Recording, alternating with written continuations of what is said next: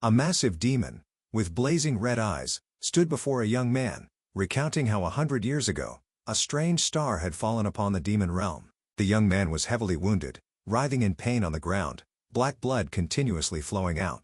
The demon believed he had carelessly trifled with the demon realm using that strange power, and this was his end. Slowly, the young man opened his eyes, a sharp, cold glint within them. The demon asked if he had any last wishes, what he had craved so desperately that he risked his life to reach the demon's throne. The young man remembered the place he once called home, his house, and he wished to return. After hearing his wish, the demon scoffed, looking down at the small human on the ground, mocking him. He, who dared to challenge the demon, only desired something so trivial. Looking at the young man's current feeble state, the demon knew it was impossible. But he had come to the right place. The power to return to his homeland, the space orb, was within the demon's heart. Upon hearing this, the young man chuckled softly. He endured the pain, struggling to stand. He had suffered so much to find the space orb the demon had just mentioned. Gripping his bloody wound tightly, he emphasized that he had lived in this cursed, foreign world for 100 years. The demon raised his massive hand high above, advising the young man to be grateful. He would end the young man's meaningless life here. He intended to bring his massive hand down directly upon him. The young man smiled with delight, as finally, everything would come to an end. Then, a powerful golden light erupted from his body. The power resisted the demon's blow. Caught off guard, the demon was dumbfounded. The young man slowly stood up, while the demon's hand was severely wounded. The demon could not comprehend the unease he was feeling. Looking at the young man's grievous wounds rapidly healing, he realized they were being treated by a strange power. The demon was shocked, believing this wasn't simply a normal healing ability. Quickly, the young man flung his cloak behind him, stepping firmly towards the demon, his wounds completely healed. He gave the demon a choice, either hand over the space orb willingly, or he would tear out his heart. The demon's eyes widened, realizing that perhaps the young man was more than just a simple warrior. The young man calmly stared at him with a sinister look, giving him 3 seconds. The young man decisively pierced the demon, a fatal stab that caused the demon to cough up blood in agony. In his resentment, the demon shouted 4 words in disbelief, "Recovery magic," as if to express his incomprehension. It was because the demon hadn't responded by the 3rd second. The young man had waited long enough and couldn't wait any longer. In an instant, the demon was unable to move. Then, he collapsed to the ground, right behind the young man's feet, lying motionless. The young man looked at the energy emanating from his palm. He was the hunter Min Sewu, a healer. Slowly opening his hand, he held something pale pink that emitted a bright aura. This was probably the space orb. Seeing the orb, Pri lamented that after struggling for 100 years, all he got was this damn marble, and the food in this world was just as hard to swallow. Min Sewu immediately told Pri to shut up, because he knew it wasn't a marble, but the space orb. He tossed the orb up and gently opened his mouth wide. He held the orb in his mouth, savoring the feeling. A moment later, a mystical magic circle formed beneath his feet, emitting golden light. He happily looked down at his feet, as he could finally return home.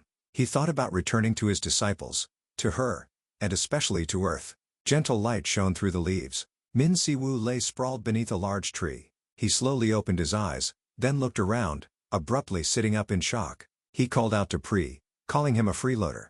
Hearing this, Pri questioned why he was calling him food. He was busy throwing up inside Min Sewu because he was suffering from spatial transition sickness. Min Sewu sighed in relief that he had safely made it through as well.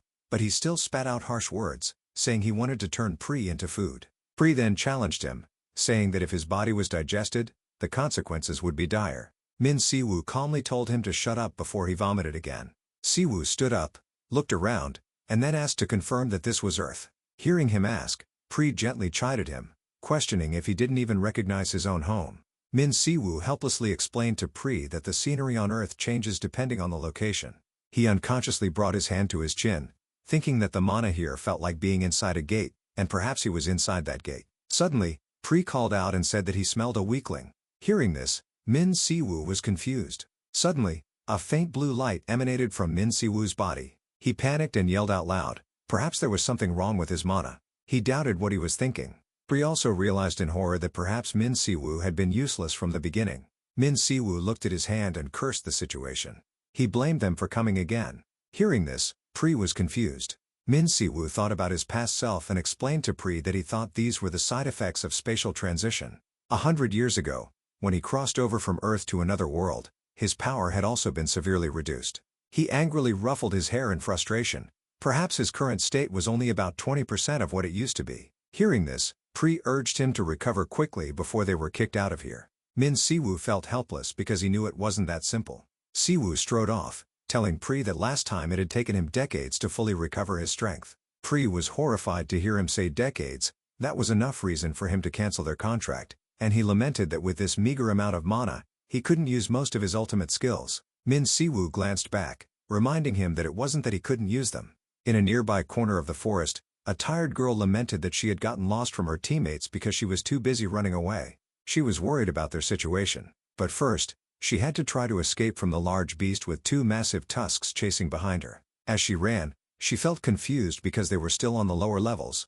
So why were there orcs here? As she struggled to run and called for help, she tripped over a rock. She fell forward onto the ground. Lying on the ground, fear was evident in her eyes. She hurriedly covered her head, when suddenly Min Sewu used a bit of his power with a blue light to save her from the orc. He stood calmly behind her, wanting to talk to her. He wanted to confirm that this was Earth, so he asked her. Hearing this, she looked up in confusion, trembling slightly as she replied to him, confirming that this was Earth. He then wanted to ask if this was also Korea. She was stunned by his question, but then hesitantly confirmed to him that this was Korea. He asked again what year it was. She quickly told him that it was now 2037. The girl was still surprised that he had defeated an orc with just one blow. He slightly frowned in thought, because the moment he had been sucked into another dimension was in 2027, and now it was 2037. He then realized that 100 years in the demon realm was only equivalent to 10 years on Earth. He then asked her about the current president. She didn't hide anything and immediately told him it was Choi Disu. Hearing that name, he was surprised, because Choi Disu to him was a muscle-headed guy with only one eye. The girl was confused, feeling like she was in a play. He flashed a sinister smile, thinking about the image of Choi Disu as president. He thought that Korea was truly lacking talent to the point that they had to make him president. The girl was still bewildered, not understanding this script. She felt like it was a regression storyline. When he was about to turn away, he remembered about mana. He spoke of something more important. He felt that the flow of mana here was strange. He thought that perhaps they were inside a gate. Hearing this, the girl told him that this was inside the guide tower. He was confused when she mentioned the guide tower. The girl then explained to him about it. It had appeared 5 years ago. It was like a gate for hunters. If the hunters could pass through this place, they could awaken their abilities and even receive skills. Depending on their level of awakening, they could join powerful guilds, so everyone wanted to clear the tower as quickly as possible. He hesitated a bit, because when he was active, he didn't need these things to awaken. She gave him more information. Those things were already things of the first generation of hunters. He calmly cracked his knuckles. He understood that if he wanted to leave this place, he had to complete this tower. He turned to ask her about the usual time to complete the tower. She clearly told him about the time she knew. Normally it was 8 weeks, and if they were excellent, it would be at least 6 weeks. Previously, the only record was 3 weeks, set by the second-generation genius hunter Ryu Jiwan. He was impressed with the 3-week deadline. Min Sewu closed his eyes in silence for a moment, but the girl seemed to sense something. A large white tiger was walking towards them. Looking at its interface, she realized it was a troll tiger. She urged him to run quickly, but he still calmly crossed his arms, pondering the amount of 3 weeks. He felt that 3 weeks was a bit long. He was still worried about himself, due to the side effects of the spatial transition. His mana flow and body movements were slowed down. The tiger had lunged close to the two of them. The girl screamed, scolding him for not being taught at the academy to run immediately when encountering a troll tiger. It gained momentum, jumping high towards the two of them. He still didn't move at all. He still felt that he had to set a more comfortable time than 3 weeks for himself. A great power sent the tiger flying far away. It could only roar in pain. Seeing this, the girl was surprised, completely stunned. He nonchalantly decided that the time set was only 5 days. Looking at the tiger's blood still on his hand, he was satisfied with the time set. For him it was enough. In another place, the president of the International Guild Min Shiin received a report that someone had just left the guide tower. He was surprised. He remembered. The short-haired girl, beside Min Sewu, paled, not understanding what was happening. She was shocked to see Sewu complete the guide tower in just 5 days. Meanwhile, he had just defeated a towering monster, believing that fighting could help him recover faster. He felt like his strength had returned to about 25%.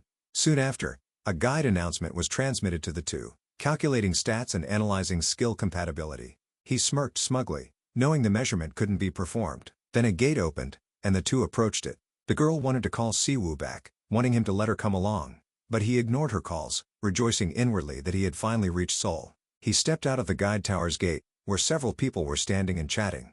A tall man with a band on his arm stepped forward, finding the area noisy. The young man following behind explained that the tower gate had just opened, and he felt there was something wrong with it. The man looked at them from afar, recognizing the girl who was with Min Sewu. He had seen her on the entry list.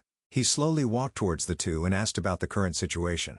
The staff member standing there recounted the event of the two emerging from the gate, but Min Sewu wasn't on the entry list. Hearing this, the man looked over at Sewu, assessing him from head to toe. He found it absurd that he claimed to have cleared the tower without a scratch. He saw the look in his eyes, like that of a starving parasite, and thought he must have gained a decent skill. With that thought, he brushed aside everyone around him, wanting to handle it himself. He stepped forward, standing chest to chest with Sewu, and bluntly asked for his identity and why he wasn't on the list. Sewu calmly replied that he didn't enter through the entrance. Hearing his answer, the man became angry, his words becoming jumbled. He gave the example that if he entered through the mouth, of course he would exit through a different route. If he entered through the entrance, then why would he exit through the exit? Min Sewu helplessly said that it just happened that way. Then he scratched his neck, thinking that he was looking down on his seniors. Pri spoke up, calling him and joking that he must like eating poop.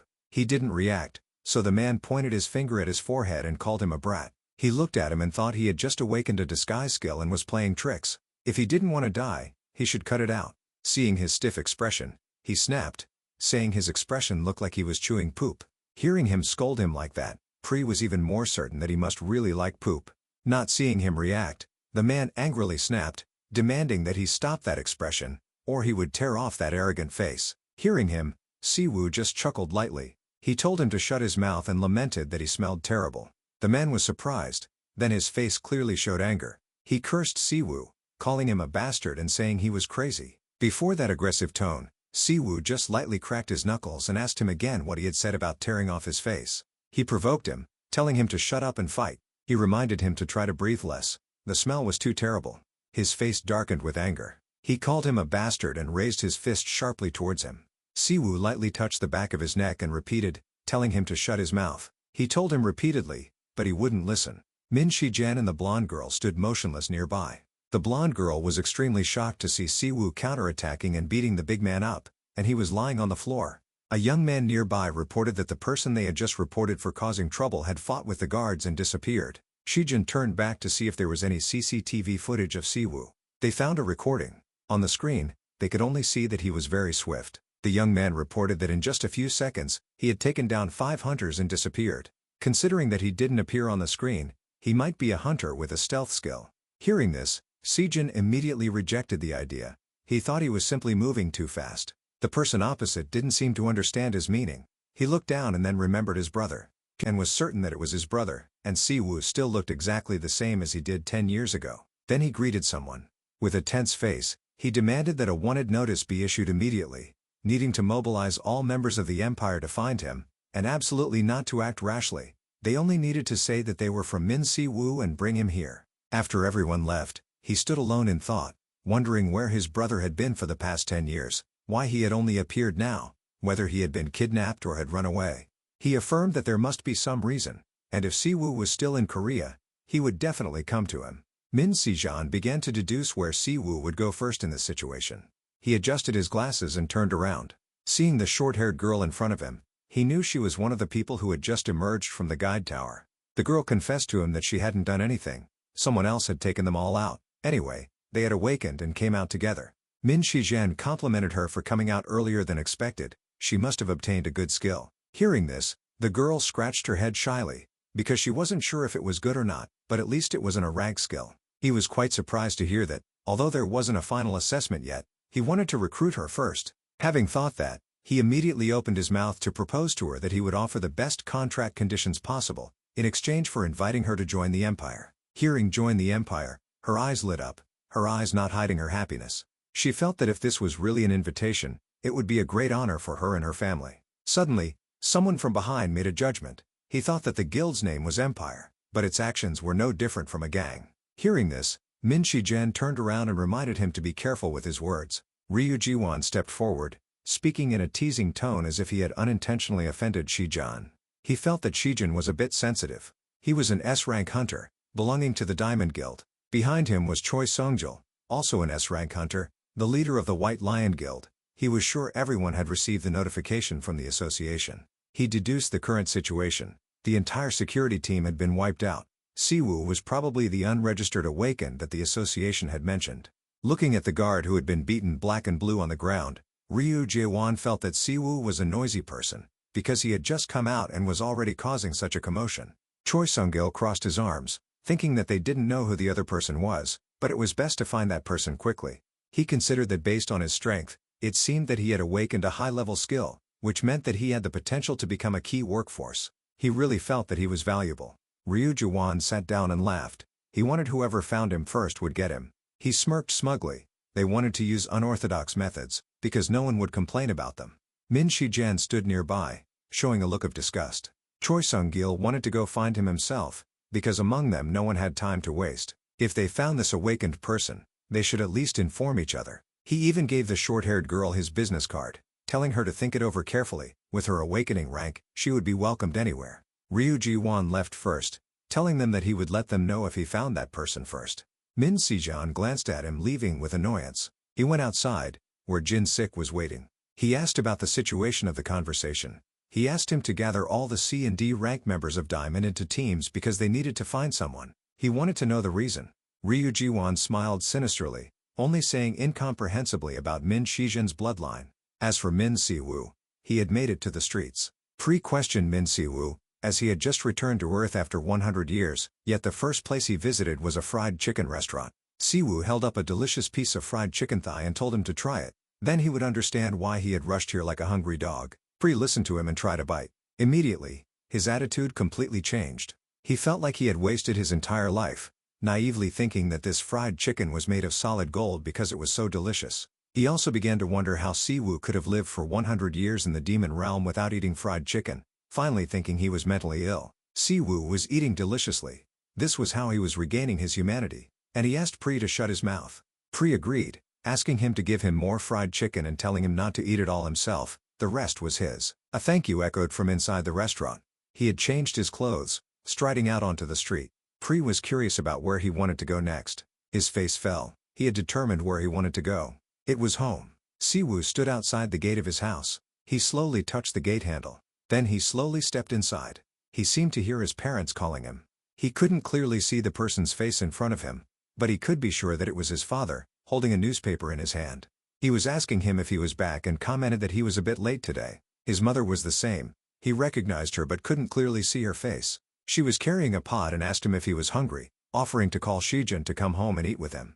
He saw his younger self running happily into the house, agreeing with his mother. The two brothers were delighted to see their mother cooking soybean paste soup. She didn't forget to remind everyone to wash their hands first. Those were just childhood images. Those were also the deep-seated subconscious memories of his family. In reality, the house was extremely messy and cluttered.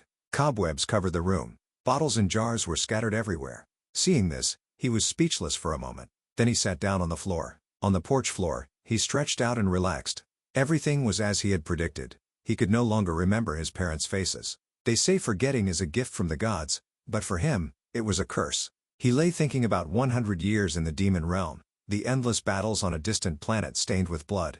There, human senses gradually became numb. For him, it could be understood as a body frozen in time, an ego gradually fading away. During that terrifyingly long time, he clung to memories desperately. He was afraid that the curse of oblivion would devour him. Memories of his younger brother. Memories of his disciples. And then, those memories were no longer memories. They turned into obsessions and regrets. But Sewu felt it was okay. Also thanks to that, he had survived for 100 years. Sewu was comfortably contemplating when Pre bluntly said that he was quite lonely here. Perhaps the place they lived in the demon realm was even warmer. Hearing Pre's voice, he was also resentful of it, but he only retorted that there was no fried chicken in the demon realm. Pre also admitted what he said. He immediately cheered up and told Pre that he only intended to stop by here for a bit and then told him to leave. He happily wanted to find the others. He was really curious about their lives in the past 10 years. He hoped his younger brother Shijin was okay. Suddenly, someone shouted to signal that they had found him.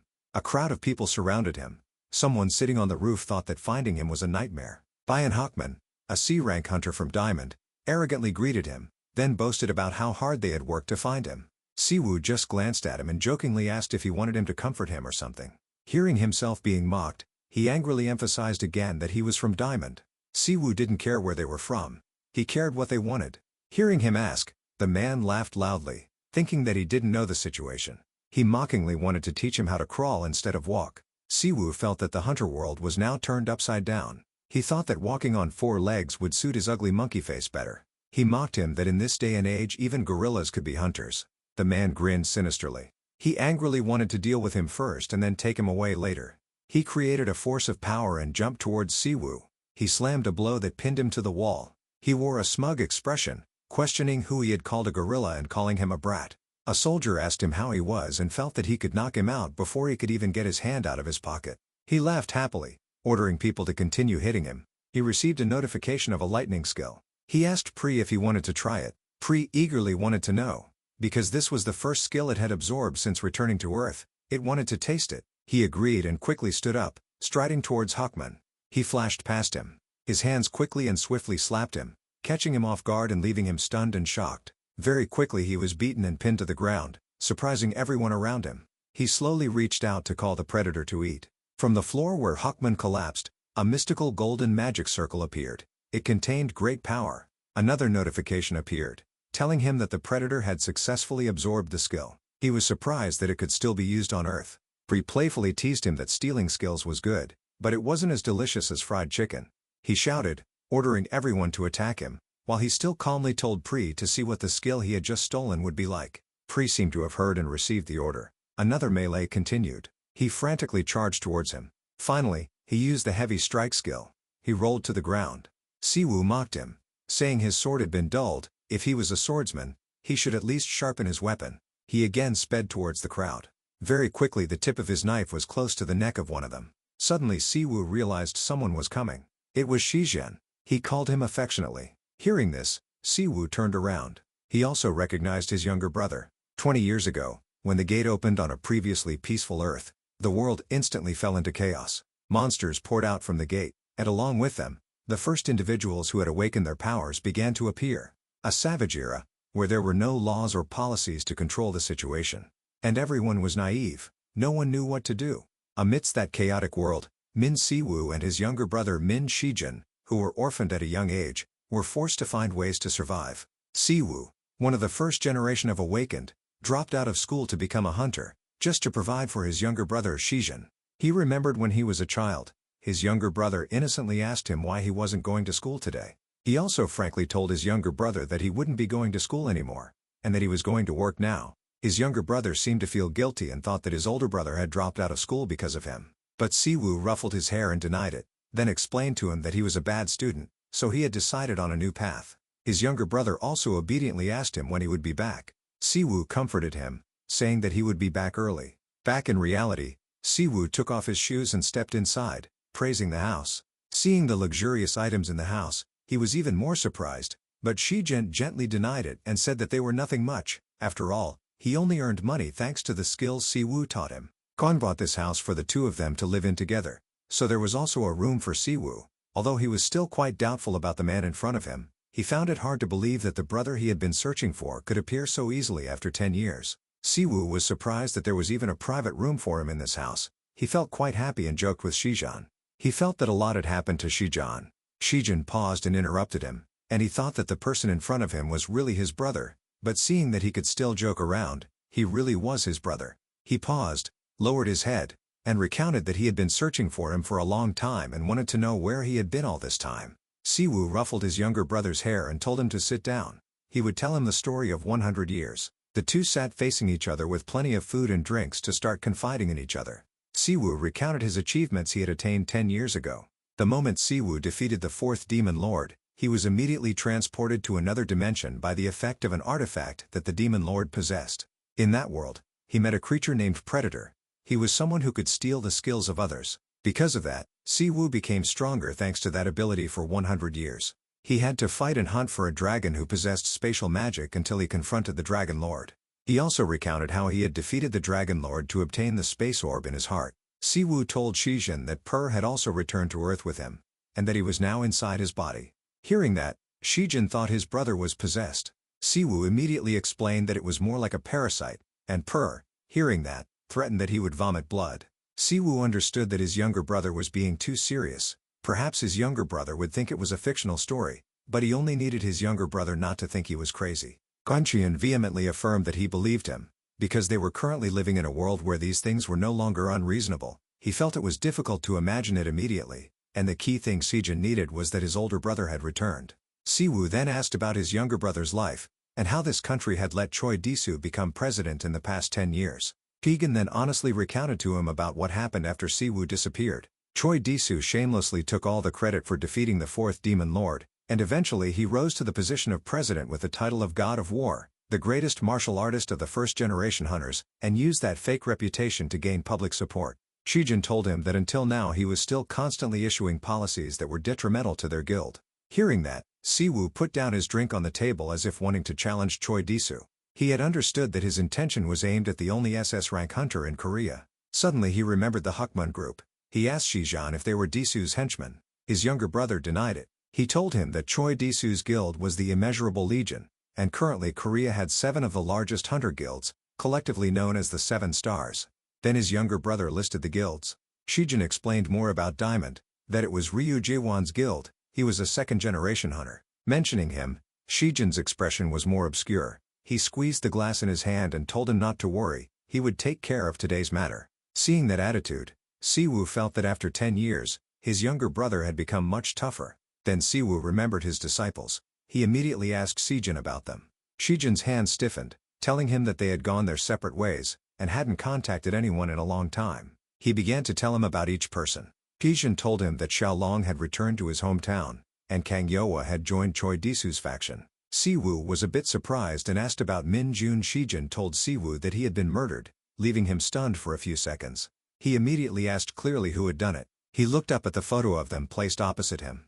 Then Sijin reported to him that the body had disappeared so the perpetrator could not be identified, but Sijin speculated that there were only 2 types of people who could kill a hunter. One was another hunter, and the other was unregistered awakened. He recounted that at that time, HMCS had started an investigation, but they couldn't find any clues. Sewu was curious about HMCS. Shijin swiveled the computer screen around and explained that HMCS was Hunter Management and Control Sector. According to Shijin, it was an international organization specializing in handling cases related to hunters. After a while, he turned the computer screen back for Sewu to see more clearly about HMCS information. Shijin continued to introduce that they had full authority to investigate and arrest awakened criminals worldwide. In his words, simply put, it was the police of the hunter world. Sewu, while looking at the computer screen, asked if his younger brother had any connections there. Shijin admitted that there were people in it and he understood that his brother wanted to go there. He told him that if he needed information, it was better to use his team's intelligence team.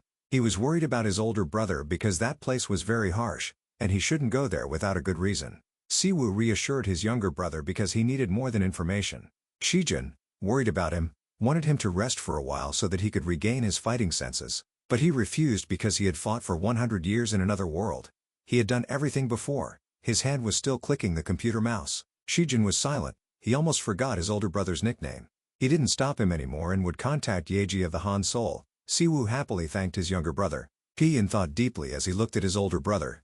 Sewu still looked the same on the outside, but his personality was different. He didn't know what Sewu had encountered in that world. Suddenly Sewu looked at the computer screen and recognized someone familiar, but couldn't remember. Seeing him, Shijin immediately introduced Huang Jianggu. He was the captain of the HMCS Gongbuk team. He was a 1.5 generation hunter. Shijin asked if he knew him. Sewu seemed to remember something after hearing the introduction. 2 days later, at HMCS headquarters, in the Gongbuk team's office, Huang Jianggu was angrily scolding there. Seeing him angry, someone asked him the reason. He also told him that the superiors had just assigned a trainee to his team. He felt that they were all brainless. The young man was helpless with him.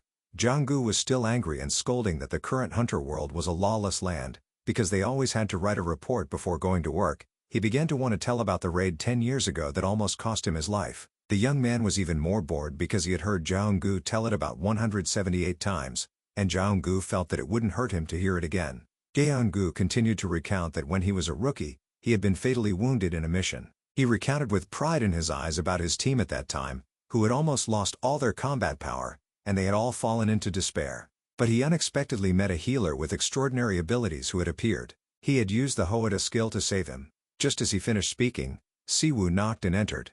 Siwu teased him, saying that changing his name was confusing him. He also reintroduced himself to Jeonggu clearly.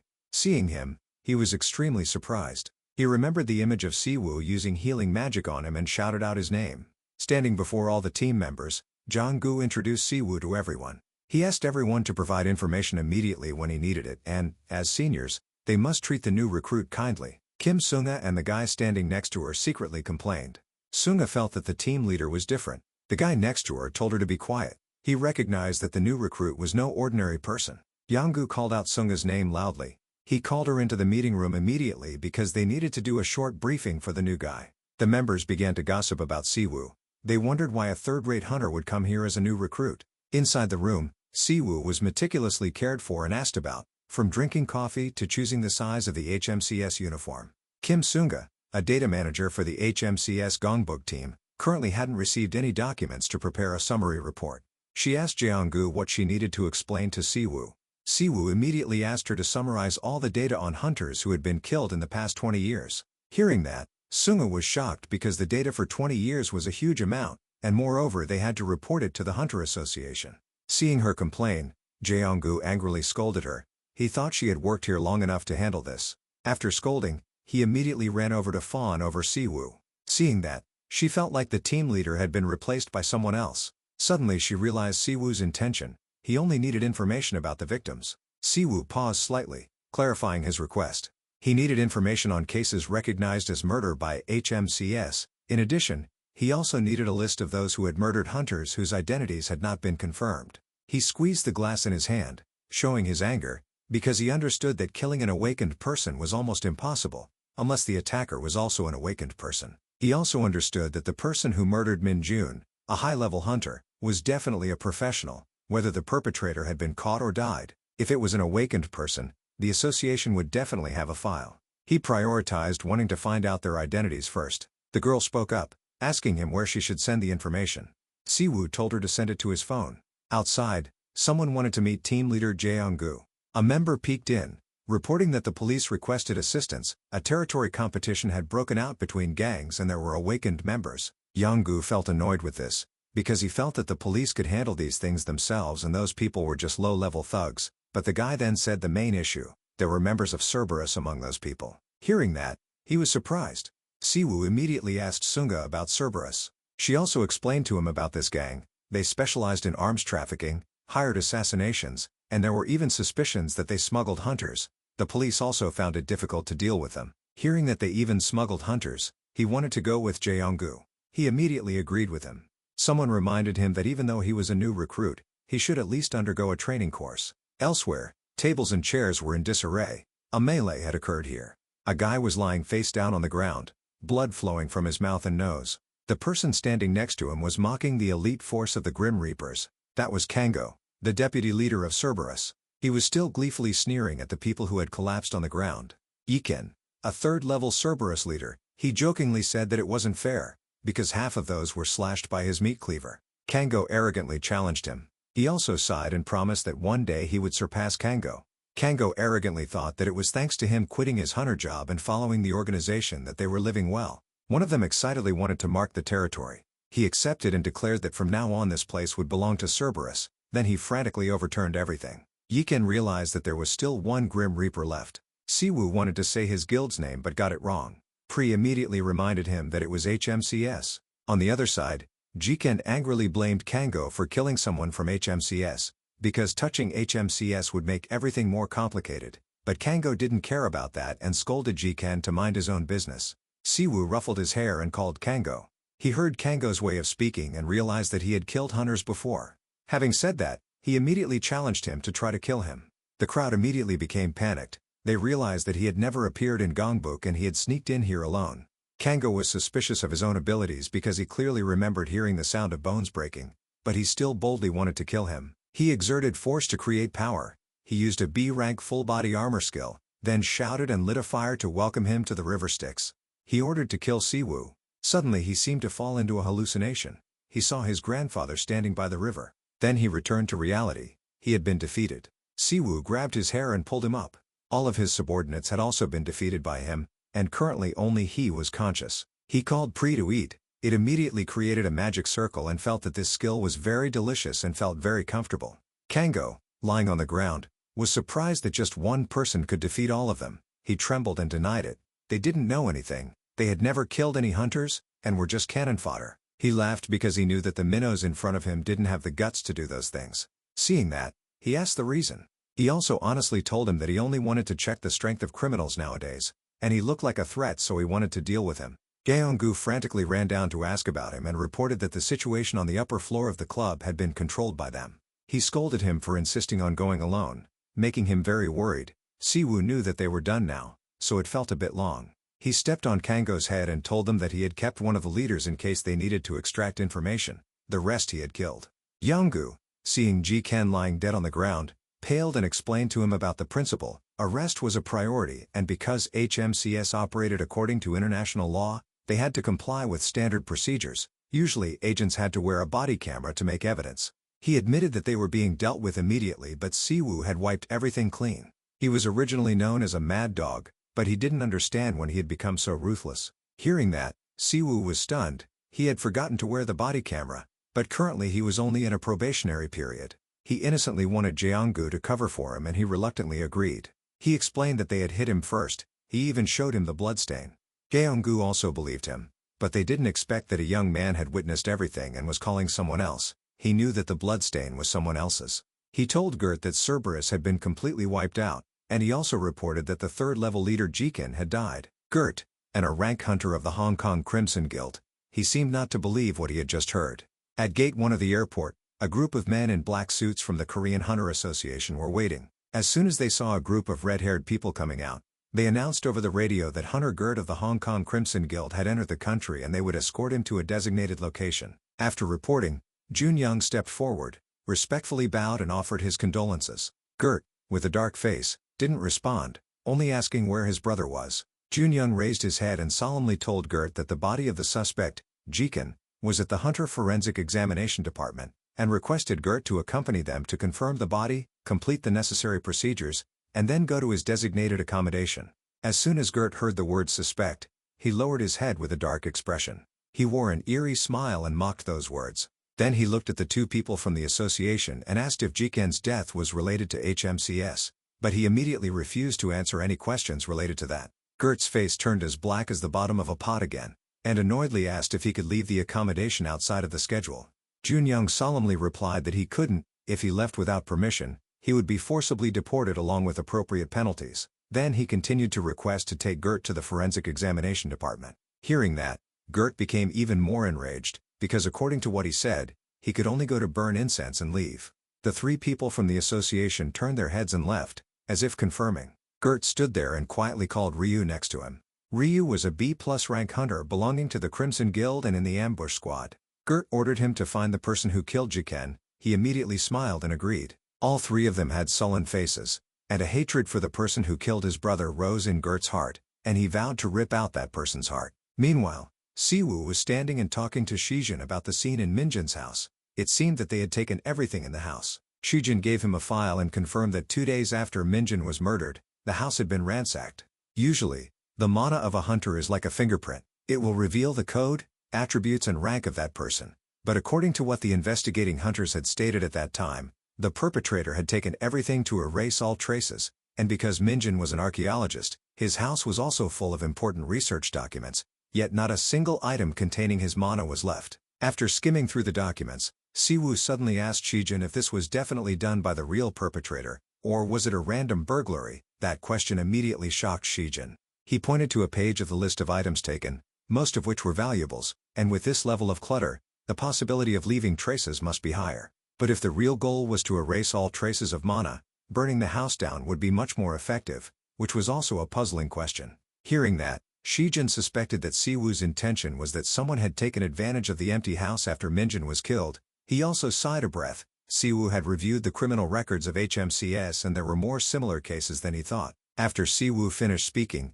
he turned to leave. It seemed that they needed to go ask a few contacts. Shijin was a bit confused because even if the process of selling stolen goods took time, this matter had been a long time ago. There was no way that there would still be items of Minjin left outside. Siwoo confidently said that he had to try to know, but his arrogant words were quickly refuted. Siwu frantically complained about how this tiny country had so many thieves, he hadn't been able to find anything in a week, while Pri leisurely praised him for having a good intuition, believe in it and it will lead him on the right path. As he spoke, he pointed him to the right. As soon as Siwu turned, he saw a dead end and immediately shouted in anger, scolding Pri as a jinx, but Pri didn't care and yawned. Suddenly at this moment, someone's voice came from behind about the recent rumors. Siwu immediately hid behind a wall to listen carefully. On the other side, a skinny guy and a fat guy were walking together. The skinny guy, Hansen, was trying hard to explain that HMCS was cracking down on stolen goods dealers severely and had just cleaned up the entire Yeongdongpo area yesterday. This information made the fat guy quite surprised, because they acted without search warrants or reports. But HMCS had full authority to investigate hunters around the world and had the right to execute awakened criminals immediately. If they resisted them, they wouldn't just go to jail, but lose their lives. But no matter how worried Hansen was, the fat guy was fearless. He thought that HMCS was just the government's hunting dogs, just kill them. Because normally, capable hunters would rather join the guilds, the money was much more. That's why organizations like HMCS didn't have any high-level hunters. According to Hansen, the one who was hunting down the smugglers this time wasn't just some nameless madmen, so he advised the fat guy to move the warehouse elsewhere. Just at this moment, Siwu's voice asked where the warehouse was. Both of them, as soon as they saw him suddenly appearing behind their backs, were terrified and screamed. Siwu didn't care and smiled mockingly, pointing straight at their faces and demanding to confiscate their warehouse. Hansen, at this time, also turned pale and realized that Siwu was probably the one who had dealt with all the smuggling gangs. Meanwhile, the fat guy hurriedly used his phone to call his subordinates for help, telling them to come to Zone 2 immediately. Siwu slowly walked over and asked one more time where the warehouse was, looking impatient. The fat guy was still on the phone, so he told Hansen to deal with him. But he was so scared that his wig flew off because he wasn't the fighting type. Not long after that, a crowd of people ran over and surrounded this area. It seemed that they were the subordinates that the fat guy had called. Seeing that he had reinforcements, the fat guy threatened Siwu. He was confident that even if he was HMCS, if he was buried in concrete and thrown into the sea, no one would find him. More and more people from his side came, completely blocking Siwu's retreat. But he still looked very calm. A golden magic circle appeared under his feet. Siwu even thought that these people gathering on their own was too lovely. Golden mana gradually rose like smoke. Siwu spoke in a low voice, telling Pri to use a skill that he hadn't used for a long time. Hearing that, he began to deal the price, a skill for a piece of fried chicken. Siwu grinned and happily closed the deal. Hansen and the fat guy were blinded by the golden light that was getting brighter and brighter, and panicked. The words electric wave just sounded, and from the middle of the magic circle, a terrifying lightning bolt flashed and pierced the sky. The impact caused surrounding objects to fall, and the people who had been threatening to surround them were dumbfounded and stiffly fell down because of electric shock. Hansen, who was fearfully lying face down on the ground, trembled even more when Siwu came to him and asked about the warehouse. At this time, he still hadn't recovered from the shock and stammered, asking who he was. Siwu grinned mockingly. He used an extremely twisted expression to tell him that he was a madman. A long time later, he finally arrived at a warehouse. Inside, there were many items that looked valuable. In the middle of the room, there were also 3 guys tied up tightly, while Siwu was standing and examining a book in his hand. Pri smugly said that he had helped him find it, but he didn't care and scoffed that it was just lucky. Pri didn't argue with him and began to notice the mana that smelled like old books that he was holding in his hand.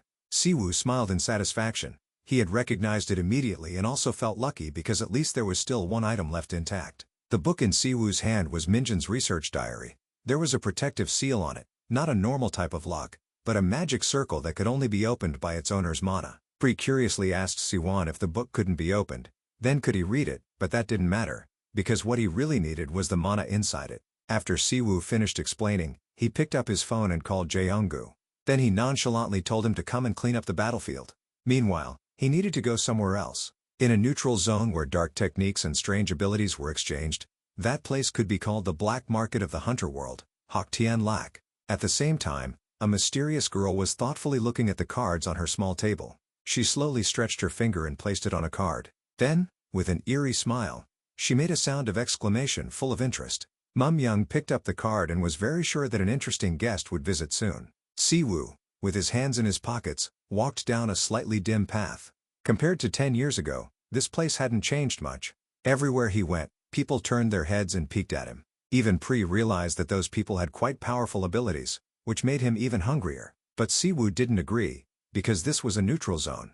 Causing trouble here would be troublesome. Just as he was explaining, someone appeared and greeted him as if they had known him for a long time. Mum Young smiled happily and invited him inside.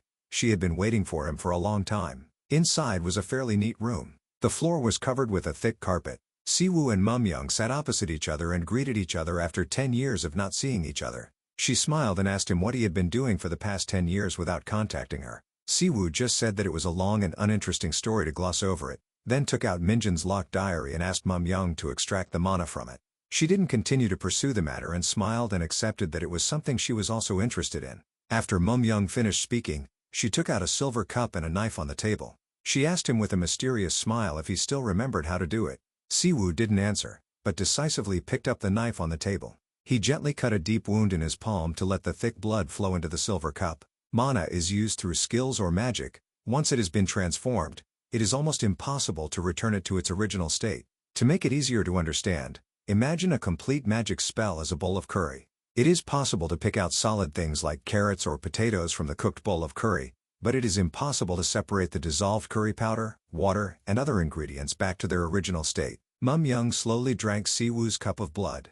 What was impossible could become a reality thanks to her, a woman named the Nameless One with mana hacker skills. After drinking it, Mum Young blew a stream of purple mana into the book that Sewu had brought. This was an illegal method, a power that challenged karma, a force that went against the laws of nature. But this type of ability is often associated with criminals, which is why society always views them with suspicion, even though this method is still very effective. Mum Young used the knife again to cut her wrist, so that the blood mixed with mana flowed into a small jar. After finishing, she held the jar tightly with great satisfaction, feeling like life was dancing on her tongue when she tasted fresher and purer blood than ever before. Her expression made Pri feel that this skill was not delicious because it was too bizarre. Sewu ignored him and just reached out and grabbed Mum Young's wrist and healed her for free in return for her praise.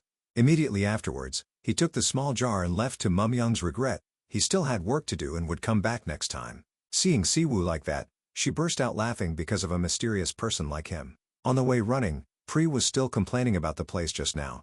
That place made his hair stand on end and he didn't want to go back. Sewu, while driving, complained that he was too picky today, but was quickly teased by him that he and Mum Young were both perverted degenerates. Sewu didn't accept that. He just cut a small wound on his hand. Pri didn't bother arguing with him and changed the subject, asking him where he would go next. Now he just wanted to go home.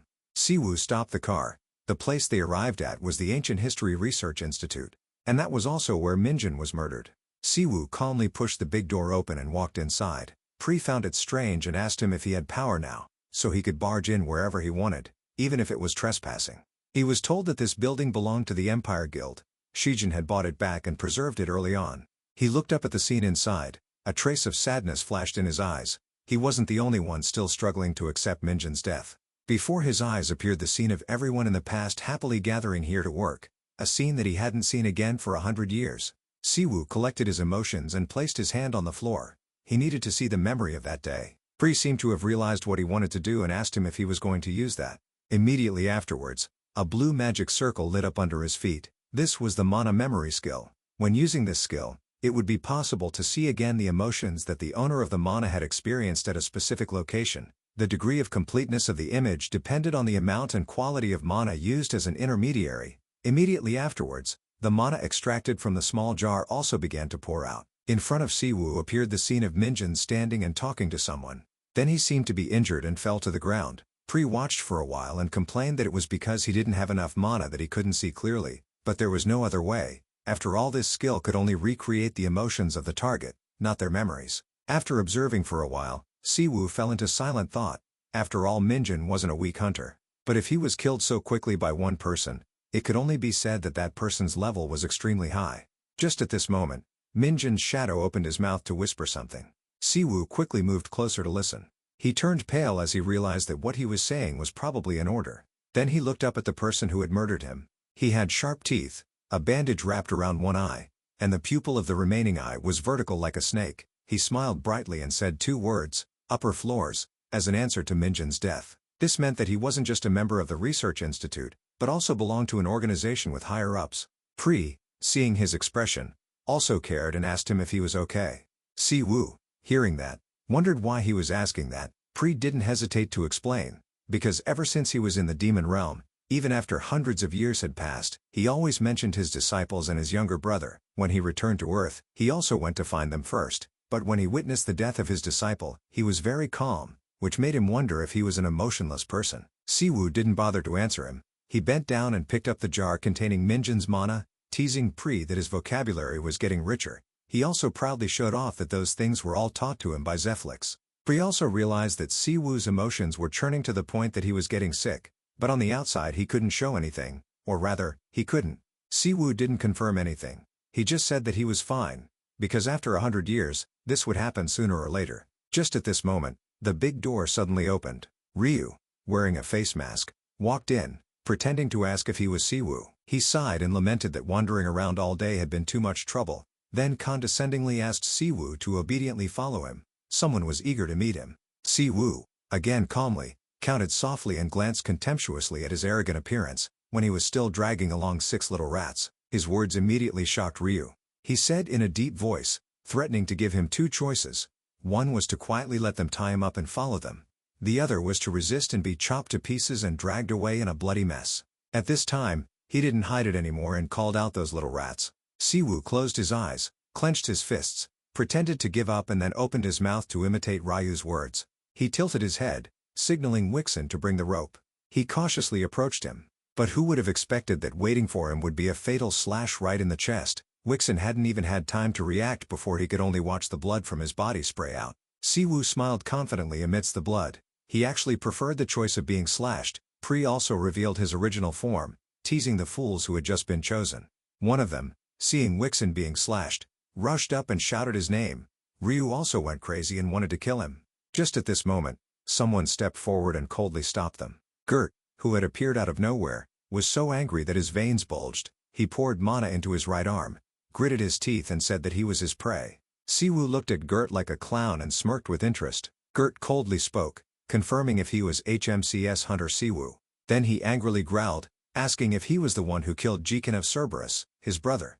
2 questions were asked in succession, but the tone had no doubt. Pri didn't care and only praised Gert as the most delicious food ever, while Sewu wasn't so sure about the brother he was talking about, because he never asked the names of the trash before he cleaned them up. These words immediately enraged Gert. His expression darkened as if he had fallen to the bottom of the abyss. Gert screamed, cursing Sewu as a bastard, and stomped his foot so hard that the ground cracked to gain momentum. His right arm shone brightly, rushing to tear his heart out. Gert gritted his teeth and forcefully punched. Blood sprayed from Siwu's body. However, Sewu immediately used healing to heal the wound, and smiled happily, praising Gert as not bad, probably around a rank. He furrowed his eyebrows, realizing that Sewu was a healer. That made him even more annoyed and he continued to slam into him, causing him to fly back a bit. The masked men standing and watching turned pale and sweated when they saw Sewu was able to block Gert's attack. They immediately screamed, wanting to rush up to gang up on him. But before they could do anything, Sewu appeared right in front of the guy who said that he didn't allow anyone to interfere in this fight. As soon as Sewu finished speaking, he used the lightning flash skill. Lightning bolts crashed down, hitting those standing near him. Sewu was very happy, because it had been a long time since he had such an interesting battle. Ryu, seeing him easily suppress the rats he brought, was shocked that a healer like him had a speed boosting skill. He didn't understand what he was, while Gert was very distracted because Sewu had analyzed all of his movements and evaded them with minimal movement. Gert broke out in a cold sweat. He had never met a speed-boosting hunter in the gate who had reached this level of precision. He wondered how wide his field of vision was. He really wasn't an ordinary person.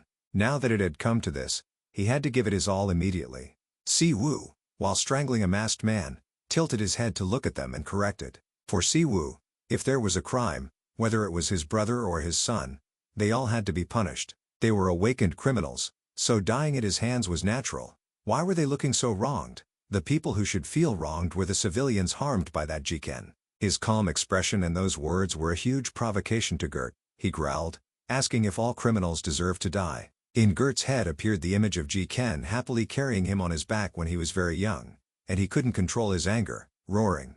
He blamed Sewu for not knowing anything about the life that Jiken had lived. Just because he had power in his hands, he thought he could do whatever he wanted. For Gert, Jiken had no choice but to become a criminal to feed and protect him when he was young. He was just surviving in his own way. The more Gert spoke, the more angry he became. Mana poured out all over him. In his eyes, Siwoo's crime was trampling on Jiken's life without hesitation. Immediately afterwards, a series of resentful arrows appeared behind him. This was the A-rank Wolf Fang Celestial Strike skill, which could compress mana and materialize it, then create a series of synchronous attacks that followed the target's movements. Gert really wanted to take Siwoo's life to pay for his brother. Faced with such an attack, Siwoo also clearly knew that he couldn't avoid it with just movement, so he told Pri to use his skill, but he started to whine, saying that he was just a mana fragment, so he was about to run out of energy. Siwoo had to compromise, telling him to use it one last time and then rest. He would take care of the rest. As soon as Siwoo finished speaking, a black mixed gold magic circle appeared in mid-air. Siwoo used the unknown rank nullification skill, which could analyze the opponent's mana and then create a formula to neutralize it. The effectiveness depended on the user's mana control and observation ability. His magic circle quickly dispelled all of Gert's arrows, leaving him extremely bewildered.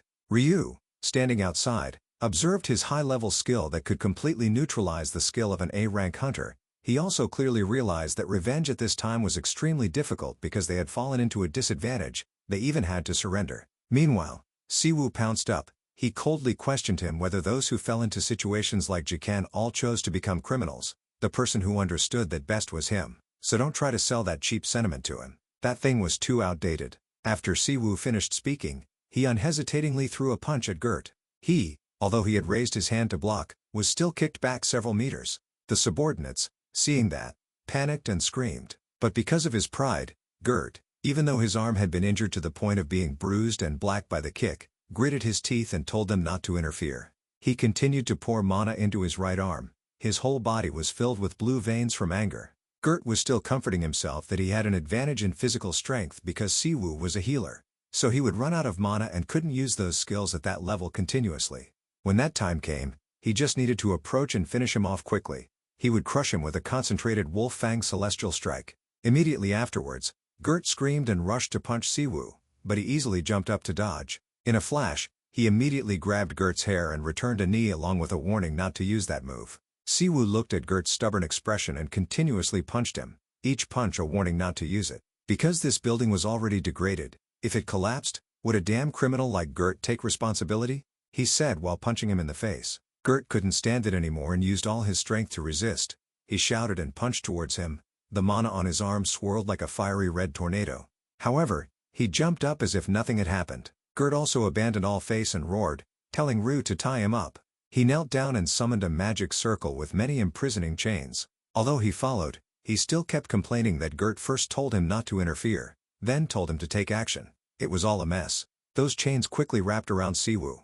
Gert poured all his strength into a punch carrying the hatred of Jiken, wanting to blow up Siwoo's entire body, leaving no chance for recovery. But Siwoo didn't care. He summoned a golden magic circle in his hand. The chains on his hand gradually disappeared. He even nonchalantly congratulated Gert on becoming a criminal like his brother. Immediately afterwards, Siwoo raised his hand and used the SS rank life drain skill. The golden magic circle quickly tied Gert in midair. In an instant, his painful groans echoed. All the flesh on his body seemed to evaporate, leaving only a dry, shriveled skeleton covered in skin. Ryu, kneeling on the ground, also trembled nonstop. He couldn't believe that this was the skill of a healer. After solving Gert, Siwoo coolly landed on the ground. He coldly mocked Ryu for daring to call the first skill when he awakened as a hunter that, from the beginning, he wasn't an ordinary healer. The ability he had wasn't using mana to heal vitality, but to control vitality according to his will, and it was called Spirit Black Magic. He smirked and introduced it in detail for Ryu to hear. After he finished speaking, he stepped closer to him, causing him to be so scared that he crawled backwards, not daring to resist anymore. Siwoo didn't make it difficult for him and just used the right-hand rule to interact lightly so that he would shut up. Then he stood up and looked around at the corpses lying on the ground, wondering if he had cleaned up everything.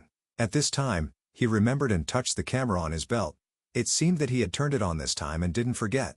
Siwoo took it off and pointed it at his face, then called and asked Jonggu if he could see him. Siwoo also explained that this time he wasn't the one who started the fight, so this was self-defense. The Jeonggu group at headquarters were sweating profusely. Some were spitting water, some were eating noodles through their noses.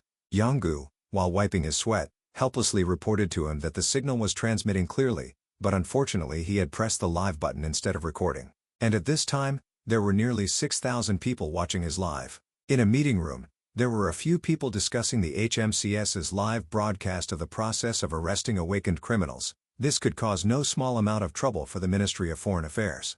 A middle-aged man with black hair explained that the live broadcast had been carried out about 2 years ago as a promotional video of HMCS International Headquarters to recruit talent. That was the idea, but in reality it was almost a failed project. During the trial phase, they looked at the video of Gert being sucked dry and couldn't believe that HMCS could produce a video with decent quality. The guy wearing glasses rubbed his chin in wonder that such a talented person with skills would join HMCS. But that wasn't the important issue at this time. A woman spoke up, emphasizing again that the person who was killed in the video was a guest hunter from the Crimson Guild in Hong Kong.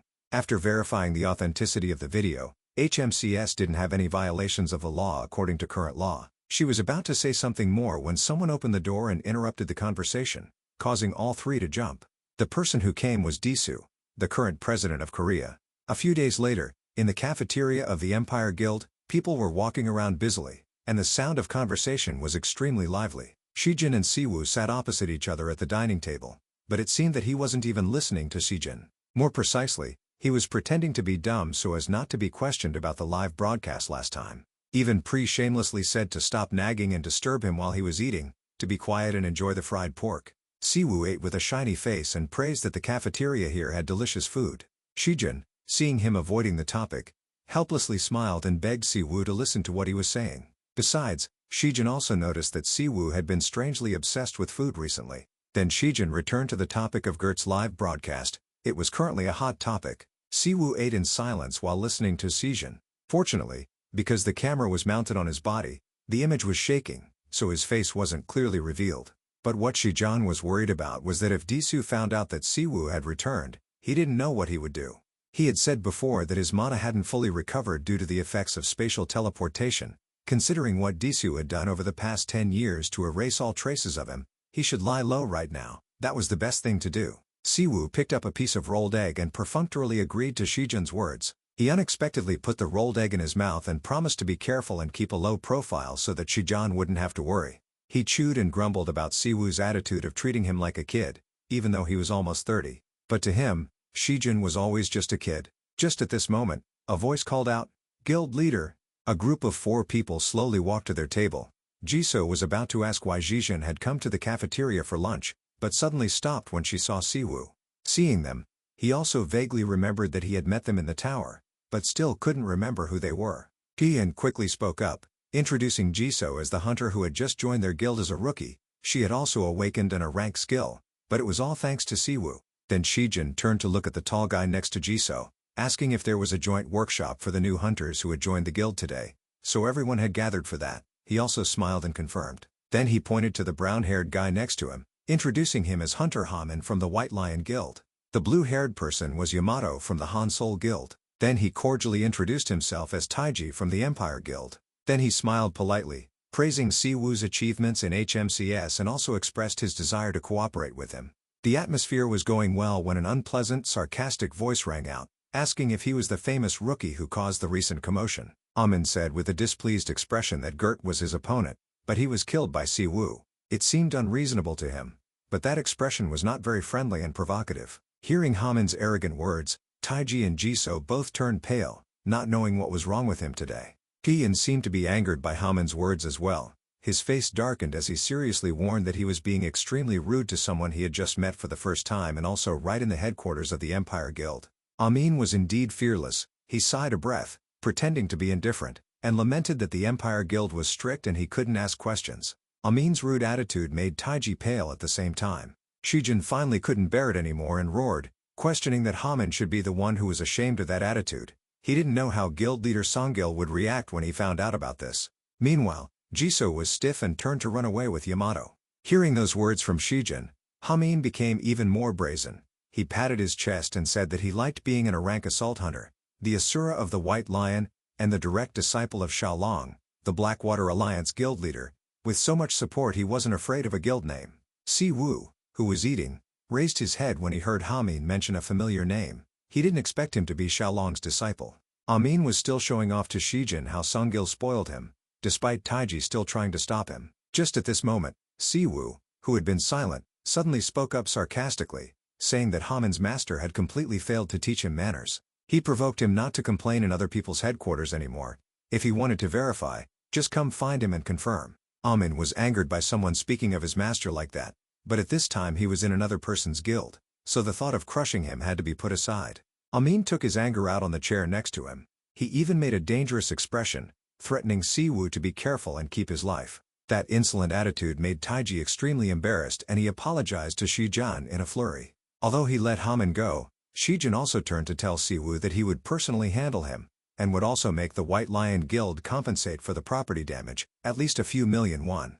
Hearing that, Sewu smiled brightly and generously said that he had already been lenient, because after all, Hamin was his disciple's disciple. The scene switched to a luxurious office. The chair at the desk was empty, but a voice rang out politely to the person called Guild Leader Sungil. Yunho, the director of the Korean branch of HMCS, slowly sipped a sip of tea and smiled politely at the person who had personally come to their headquarters despite his busy schedule, with something that could have been handled through documents. Sungil, the guild leader of the White Lion Guild, slightly sweated and politely replied that this time it wasn't just cooperation, but they also needed to officially offer an apology. He came here to apologize for Hamin's rude behavior towards Sewu earlier. Sungil smiled calculatingly, suggesting that he wanted to meet him in person to apologize, but immediately received a rejection from Genho. He smiled perfunctorily and diverted the issue.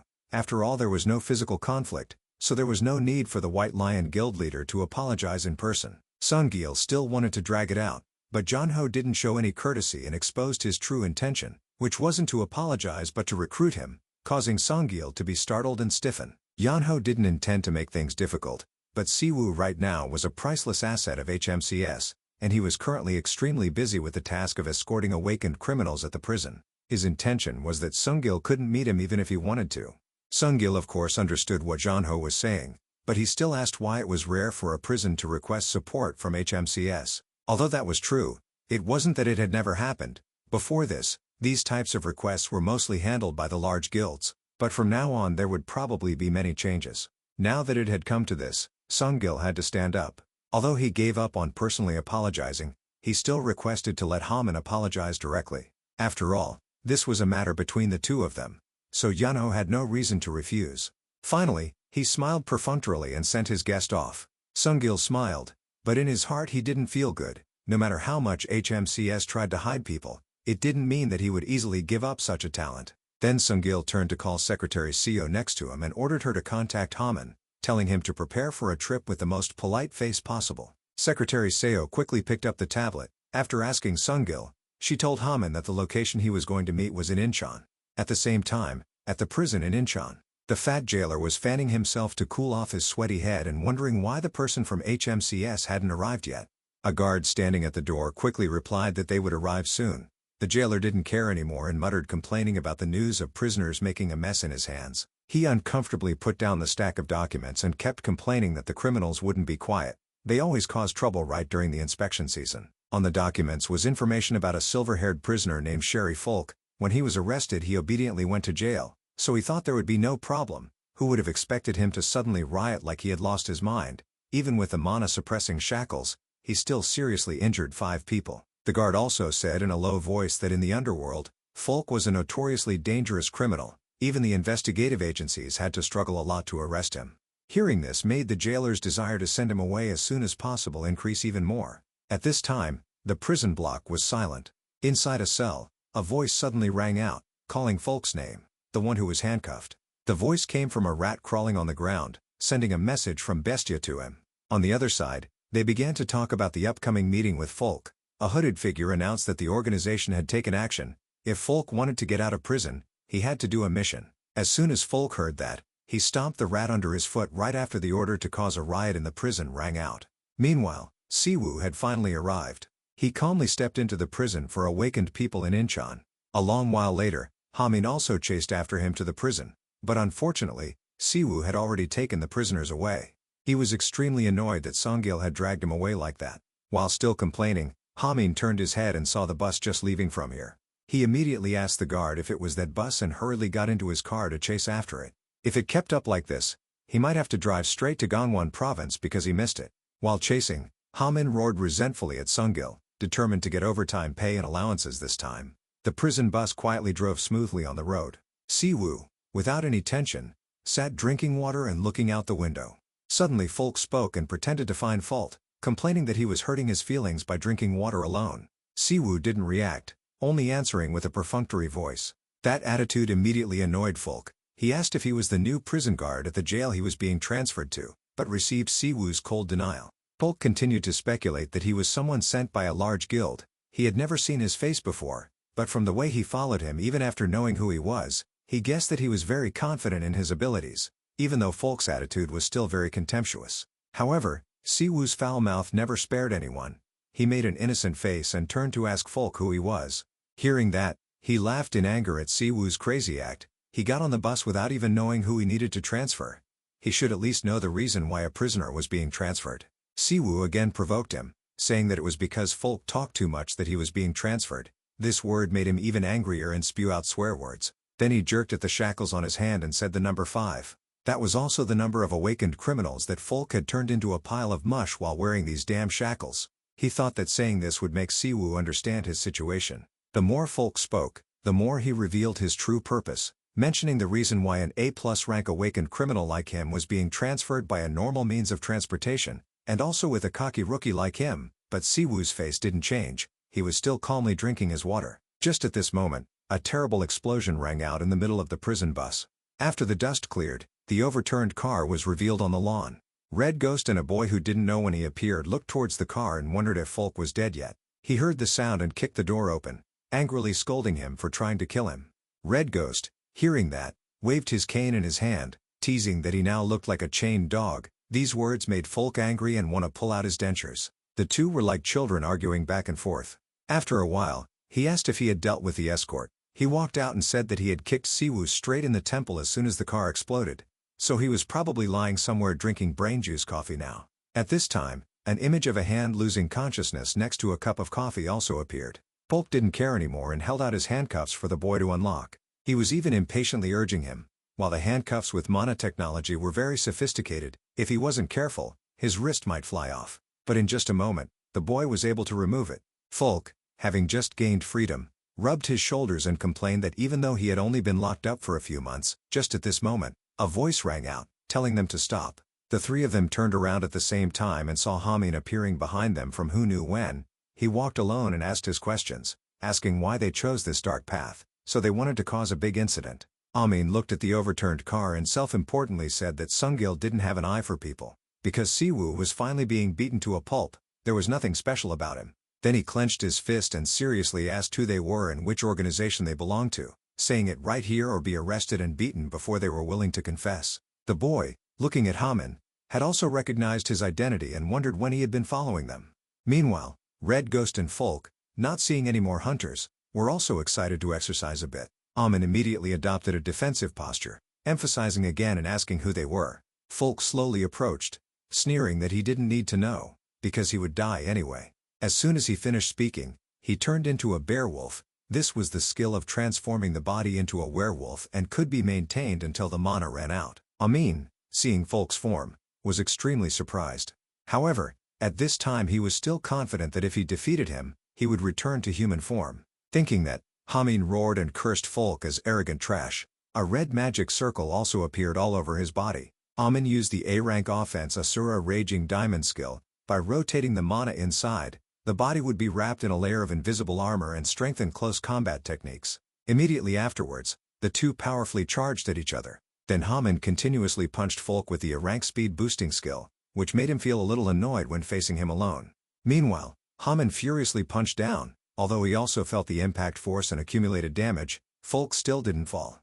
After he blocked a series of Hamin's punches, he smirked and mocked him, saying that he was giving him a welcoming massage service. The other two observed for a while and also found it was a waste of time. They didn't know when reinforcements would arrive, so Red Ghost told the boy to take action and end it. The boy immediately gathered mana in his palm and used the 10-headed serpent skill to tie Hamin up. Seeing the danger, he immediately ran away to avoid the mana snakes that were chasing after him. The two snakeheads opened their mouths wide and relentlessly rushed at him without leaving him alone. Thanks to his tracking skill, Hamin was quickly tied up by the snakeheads. Immediately afterwards, Folk seized the opportunity to punch him in the stomach. He even mocked that the White Lion Guild wasn't anything special. Amin immediately lay down on the ground enduring Folk's insults. He was still mocking that he was just a spoiled person in a big guild and was just a loser in the dark alleys.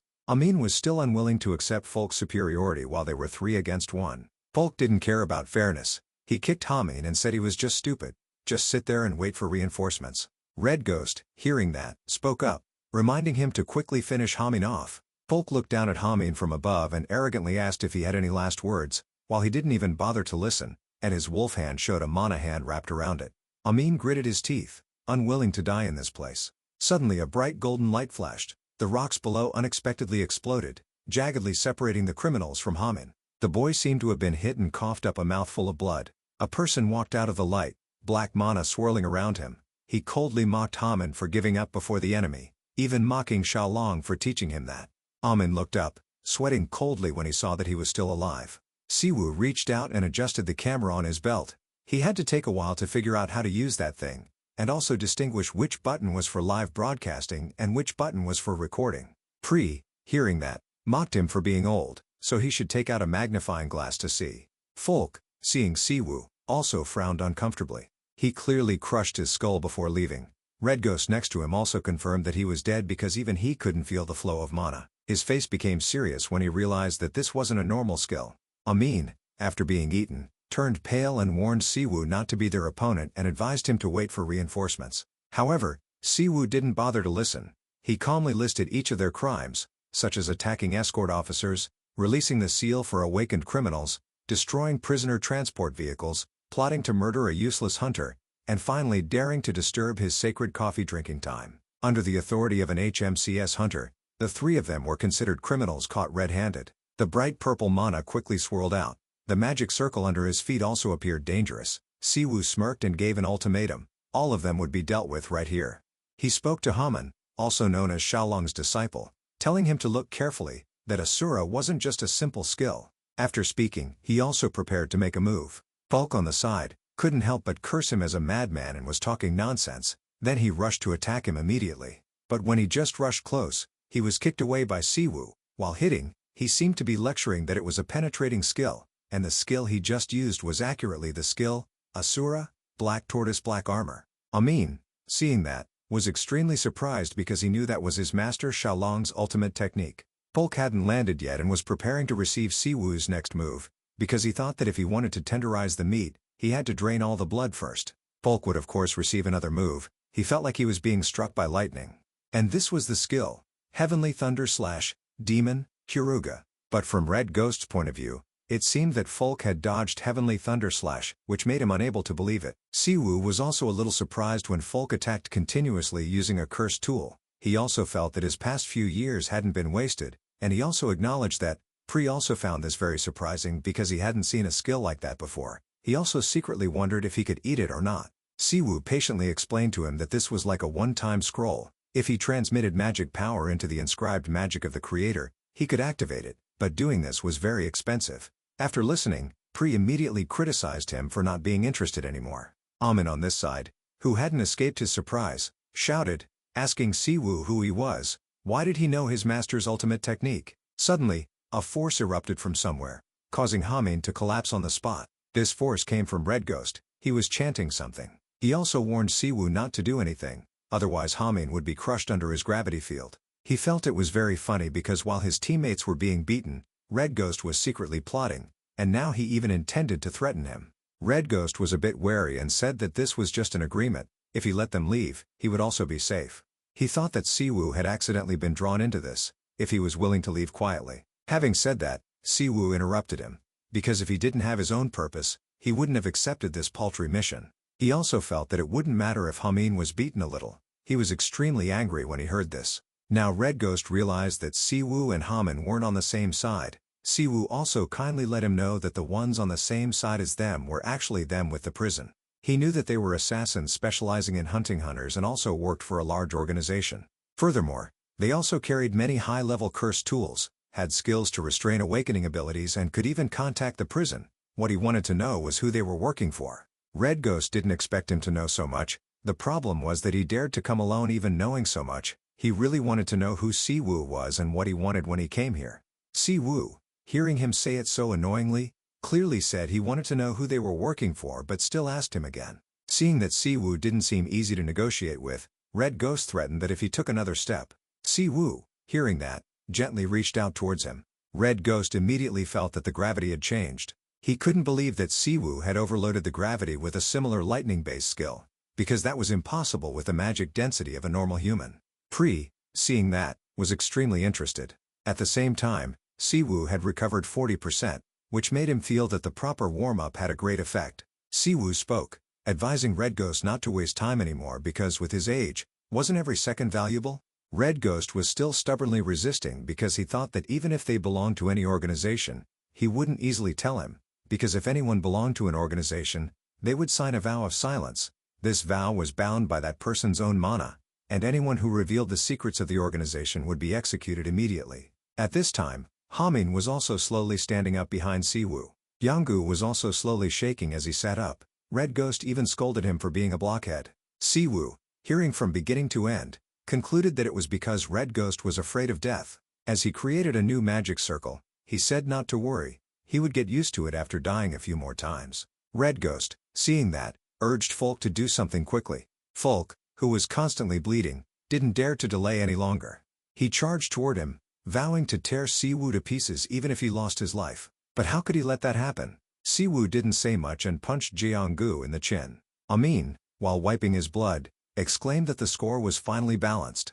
Yanggu, hearing him say that, roared because he thought Hamin should have stayed there instead of getting in their way. Amin laughed scornfully, thinking that he was talking nonsense because the real fun had just begun. Sewu on this side just coldly shouted a word, wind cut. The tornadoes that followed appeared, wrapping around Folk and Red Ghost, and this was the skill, Heavenly Wind 10,000 cycles. Sewu squeezed Red Ghost's neck, asking how he felt. He was currently letting him know that death was just like this. Red Ghost couldn't say a word, only struggling with difficulty. He used a cold face, asking him how many times he had to try like this before he would answer his question. Red Ghost fell into an unconscious state, taking his last breath to ask Sewu what kind of person he was. He didn't answer his question and continued to squeeze tighter because it seemed that this one time wasn't enough for him. Amin felt that Sewu was truly a madman. He was seeing Sewu treating others before they fell to their deaths. If he was in that situation, he would rather die. Hamin was very curious about what that strange skill was. Sewu had let Red Ghost taste it for the third time. He patiently asked him again who they were working for. Polk finally couldn't bear it anymore and begged him to stop. He also begged Red Ghost to tell him quickly. He finally couldn't bear it and said that they were working for Bestia. Sewu, hearing that, was extremely satisfied. Red Ghost looked at him as if he had realized something, because he was initially half doubtful. But when he saw his skills, Red Ghost was sure. He was sure that he was one of the three legends who had disappeared long ago. The Mad Dog, Min Sewu. At this time, he sat down and asked for a real conversation from them. Sewu transformed into a person's face and asked if they knew where he was. The mysterious people formed a small group called the Bestia Assassination Organization. It was a group of elite assassins specializing in assassination, led by Crow. The luxurious table and chairs in the mysterious room were the place where they worked. They were known to the world as a formidable force, both in skills and in the number of missions they had completed. Red Ghost had spent a long time in his life living in the shadows as a first-generation hunter. That was why he always had a good understanding of this organization. There was no reason to hesitate when he received an invitation from such a large organization. Red Ghost quickly signed his name on the settlement paper. In his mind, murderers belonging to an organization, keeping secrets about their comrades was the minimum law. The moment you swore to remain silent, your life and death would be in the hands of the organization. He himself was chained by the organization both physically and mentally. Therefore, to him, being loyal until his head fell to the ground was the rule of this world. Red Ghost was very loyal. It had been 15 years since he joined the organization. Even when he was close to death, he never thought of betraying his brothers. He would rather bite off his tongue and die. However, everything changed on the day Min Sewu appeared. He had given him a taste of real death many times, making his mouth gradually loosen. He began to reveal information about one of Bestia's members. The member had the code name Black Mamba. The things mentioned above were what Min Sewu could gather from the person in front of him. He said lightly, evaluating the name Black Mamba, "Oh well, so you guys are from that organization." Sherry Folk, lying on the ground, angrily trembled as Sewu asked a question to both of them. Sewu looked at the battered man crawling on the ground. He spoke, his voice cold and ruthless, asking them if they had ever received a mission to assassinate the hunter young Minjin. Suddenly, his voice became furious when Folk was silent, which made him, who was kowtowing on the ground, feel fearful of the murderous aura. Both Red Ghost and Sherry Folk were bowing their heads to the ground. The bodies of those two people were constantly trembling. They didn't have the courage to look up at Min Sewu. In that situation, Sherry Folk constantly felt pain as if his skin was being cut off. Red Ghost, just to beg for a way to live, didn't hesitate to bring out all the weaknesses of the organization and the reason for this encounter. Min Sewu looked at them with a bored expression. He was assigned to free Sherry Folk and had to be present at the organization's regular meeting next week. Sherry Folk gritted his teeth as he watched the person in front of him constantly betraying the organization. Meanwhile, Red Ghost kowtowed with the wish to be Siwoo's subordinate. Chu Haman, standing behind Siwoo, became angry when he heard the insects in front of him talking nonsense. He looked at Siwoo, who was absent-minded, constantly questioning. Chu Haman kept persuading Siwoo with his words. He felt very helpless when he heard him babbling.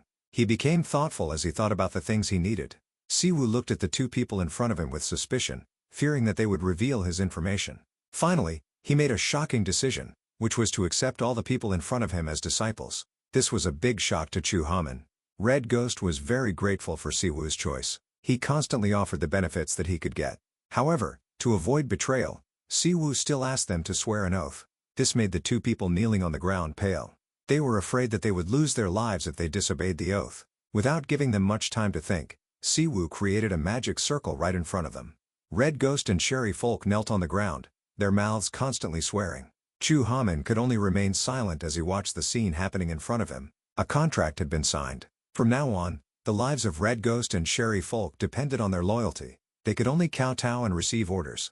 Seeing the two criminals in front of him being recognized as disciples made Chu Haman feel neglected. He constantly cried and made a fuss, even threatening Siwoo that if he didn't accept him, he would go to the association. However, just one look from Siwoo made him shut up. Chu Haman felt like flowers were blooming in front of his eyes after hearing Siwoo announce that he was accepting him as a disciple. His eyes became excited and exhilarated. He didn't believe what he had just heard. Siwoo turned his back and left, ignoring Chu Haman, who was showing off to the two insects. In another scene, at the prison, in the quiet space, a piercing scream suddenly rang out. The jailer constantly scolded the lackeys. Huang Jianggu constantly cursed Siwoo in his heart. It seemed that everything related to him was unbelievable. The jailer kept scolding Huang Jianggu with very harsh words. However, his explanation made the jailer freeze for a moment. In Huang Jianggu's words, it seemed that the mistake was the jailer's when he was subjective in his work. The jailer angrily slammed the table. He was as if someone had stepped on his tail, constantly yelling at Huang Jianggu. Huang Jianggu's next words made the jailer's face darken even more. He agreed with what the jailer had said, but he also had to warn him of a new danger that was approaching. Huang Jianggu hoped that he could be on his side. On Min Sewu's side, he was bored when he heard his subordinates reporting the situation. Chu Haman felt funny when he had to listen to this nonsense. Red Ghost calmly sat in a corner, enjoying the cup of tea in his hand. Suddenly, Huang Jianggu went crazy, pointing at the two strangers, questioning them, forcing Min Sewu to shut his mouth quickly. Sewu crossed his legs. He slowly announced that the mission meeting would begin. In the meeting, the mission would be carried out when the Bestia Assassination Organization's meeting took place. Jianggu was extremely surprised when he heard about his new mission. He kept asking again. The smile on Siwoo's lips became strangely sinister. He said lightly, his goal was exactly to destroy this organization. In the dimly lit room, the candlelight flickered. A voice spoke, "It's rare for everyone to be here today." They sat around a round table, all remaining silent after hearing that. A girl immediately snapped and scolded the guy next to her for being stupid, because Red Ghost and Folk weren't present, so two people were missing. She also reminded him that the kid was dead. The guy who was being scolded didn't have time to react, blanking out before retorting that he wasn't counting those traitorous guys, telling her that she was stupid. Sitting opposite them, the one-eyed guy also expressed his admiration because he felt that they didn't seem like the type of people who had enough guts to betray the organization. It was truly a big surprise to him, the person sitting next to him added, that he thought they should be dealt with immediately. Contrary to the nonchalant attitude of the two, Porcupine, who was sitting with her legs curled up on the chair, clutching her hair in her hands, angrily muttered, cursing Folk as a bastard. She remembered that they had even made plans to go to 20 Land together. The more she thought about it, the angrier she became. Porcupine vowed to kill him. Ending the conversation, the one with the big scar next to his mouth shouted, "Enough!" He thought that the decision to deal with the traitors belonged to their leader, who was calmly sitting on the opposite side. The face of the leader, Crow, was obscured by a headscarf. However, her nonchalant voice said it all. She asked blankly, "What's wrong?" Crow found this very interesting, telling everyone to continue arguing. Then she also chimed in, expressing that even she found it very surprising that as many as 3 people were absent from such an important meeting. Crow asked again if anyone wanted to say anything else. This made everyone feel confused, scratching their heads. Suddenly Crow had an idea. She smiled sinisterly, suggesting that they announce a plan for their organization to have a death match to decide who would deal with the traitors. Hearing this opinion from their leader, everyone was completely silent. The atmosphere became tense. Someone spoke up to ease the atmosphere. He criticized Crow for joking too badly, so it would be better to stop. The person who spoke was Black Mamba. He thought that dealing with the traitors could be done at any time, but the real problem was that the traitors knew the time and location of the meeting. The one sitting opposite him thought this problem was just a mosquito. He looked down on them as insignificant nobodies, unable to accomplish anything. He mocked Black Mamba by exaggerating his thinking by saying that the traitors would immediately rush into the middle of the meeting. The group of people became shocked when, right after those words, the alarm bell rang loudly, detecting unidentified movement at entrances 1 through 5. Crow rested her head on her hand, laughing mockingly that he had spoken too soon. The first person to stand up suggested that they split up, each person dealing with one of the 5 entrances, eliminating the intruders. The remaining people began to complain that it was troublesome. The girl from before didn't even pay attention and only focused on the fact that she was wearing new clothes today. They pushed their chairs back and stood up, starting to set out. While the others set out, there were only 3 people left sitting. Black Mamba calmly enjoyed his tea, ordering them to deal with it quickly and come back. Crow also laughed and joked, saying, "See you later." Porcupine was still playing the game. He turned back and asked, "What about a side?" asking if Porcupine and Black Mamba weren't going either. They pretended not to hear when they were asked. Black Mamba wasn't interested in the small fry. Porcupine also agreed and they had enough people. She would go play a game. After the others had left for a while, Crow remembered that she should have told those guys to bring back heads to verify their identities, but letting them act as they pleased would be too violent. Black Mamba changed the subject, praising that she was very admirable just for the fact that she could chain those wild beasts. However, they didn't notice that someone was eavesdropping on the attic. Peeking down from the ceiling, Huang Zhonggu lamented his luck, who had never won a 50,001 ticket in his life, but now he had stumbled upon such a jackpot. 30 minutes ago, a group of people stood outside the building. Jeonggu introduced this as Bestia's meeting hall. Chu Hamin exclaimed that they had indeed found a perfect ant nest. Red Ghost explained the layout inside. There were a total of 5 entrances. Each entrance had a sensor to detect intruders. Because the map inside changed frequently, they couldn't determine where each entrance would lead. But these 5 paths were the only way out, and all of them led back to the main hall, where their target was meeting. No matter which path you chose, we would arrive at the hall. It just took more or less time. Min Sewu, hearing that, thought about it. He thought everyone should choose a path. Otherwise, if they all went together on the same path, the target would likely escape through another path. He turned to ask Jeonggu if he brought a walkie-talkie. He answered yes and turned to get things from his bag. Sewu reiterated the situation. Everyone would enter one of the paths. Because they had sensors, they had definitely been detected and were ready. If they encountered an opponent too strong to deal with, he advised them to use the walkie-talkie to report immediately and stall them for as long as possible. Sewu also specifically reminded them that if the target named Black Mamba appeared, they had to report it immediately. After speaking, he turned and walked away and everyone knew the mission, so they started to set out. Yonggu, after entering, hid behind a pillar to scout the situation. He observed that everything seemed fine. Yonggu recalled that not long after he entered the assigned path, the path was blocked. He then found a path through the nearest ventilation duct. Somehow, Jeonggu was the first person to reach the main hall without encountering a battle. He doubted whether they didn't turn on the sensors on the attic ceiling.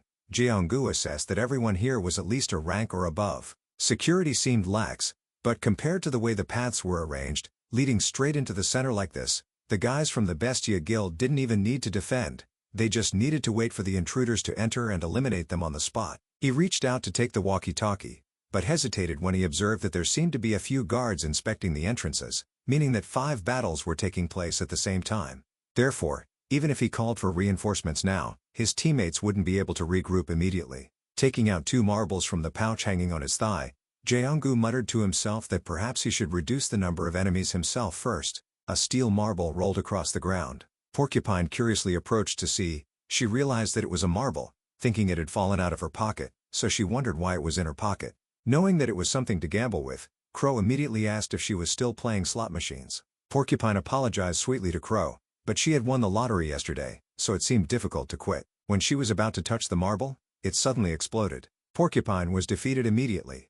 Crow paused, Announcing that Porcupine was dead, Black Mamba stood up quickly. He realized that a nimble mouse had sneaked in.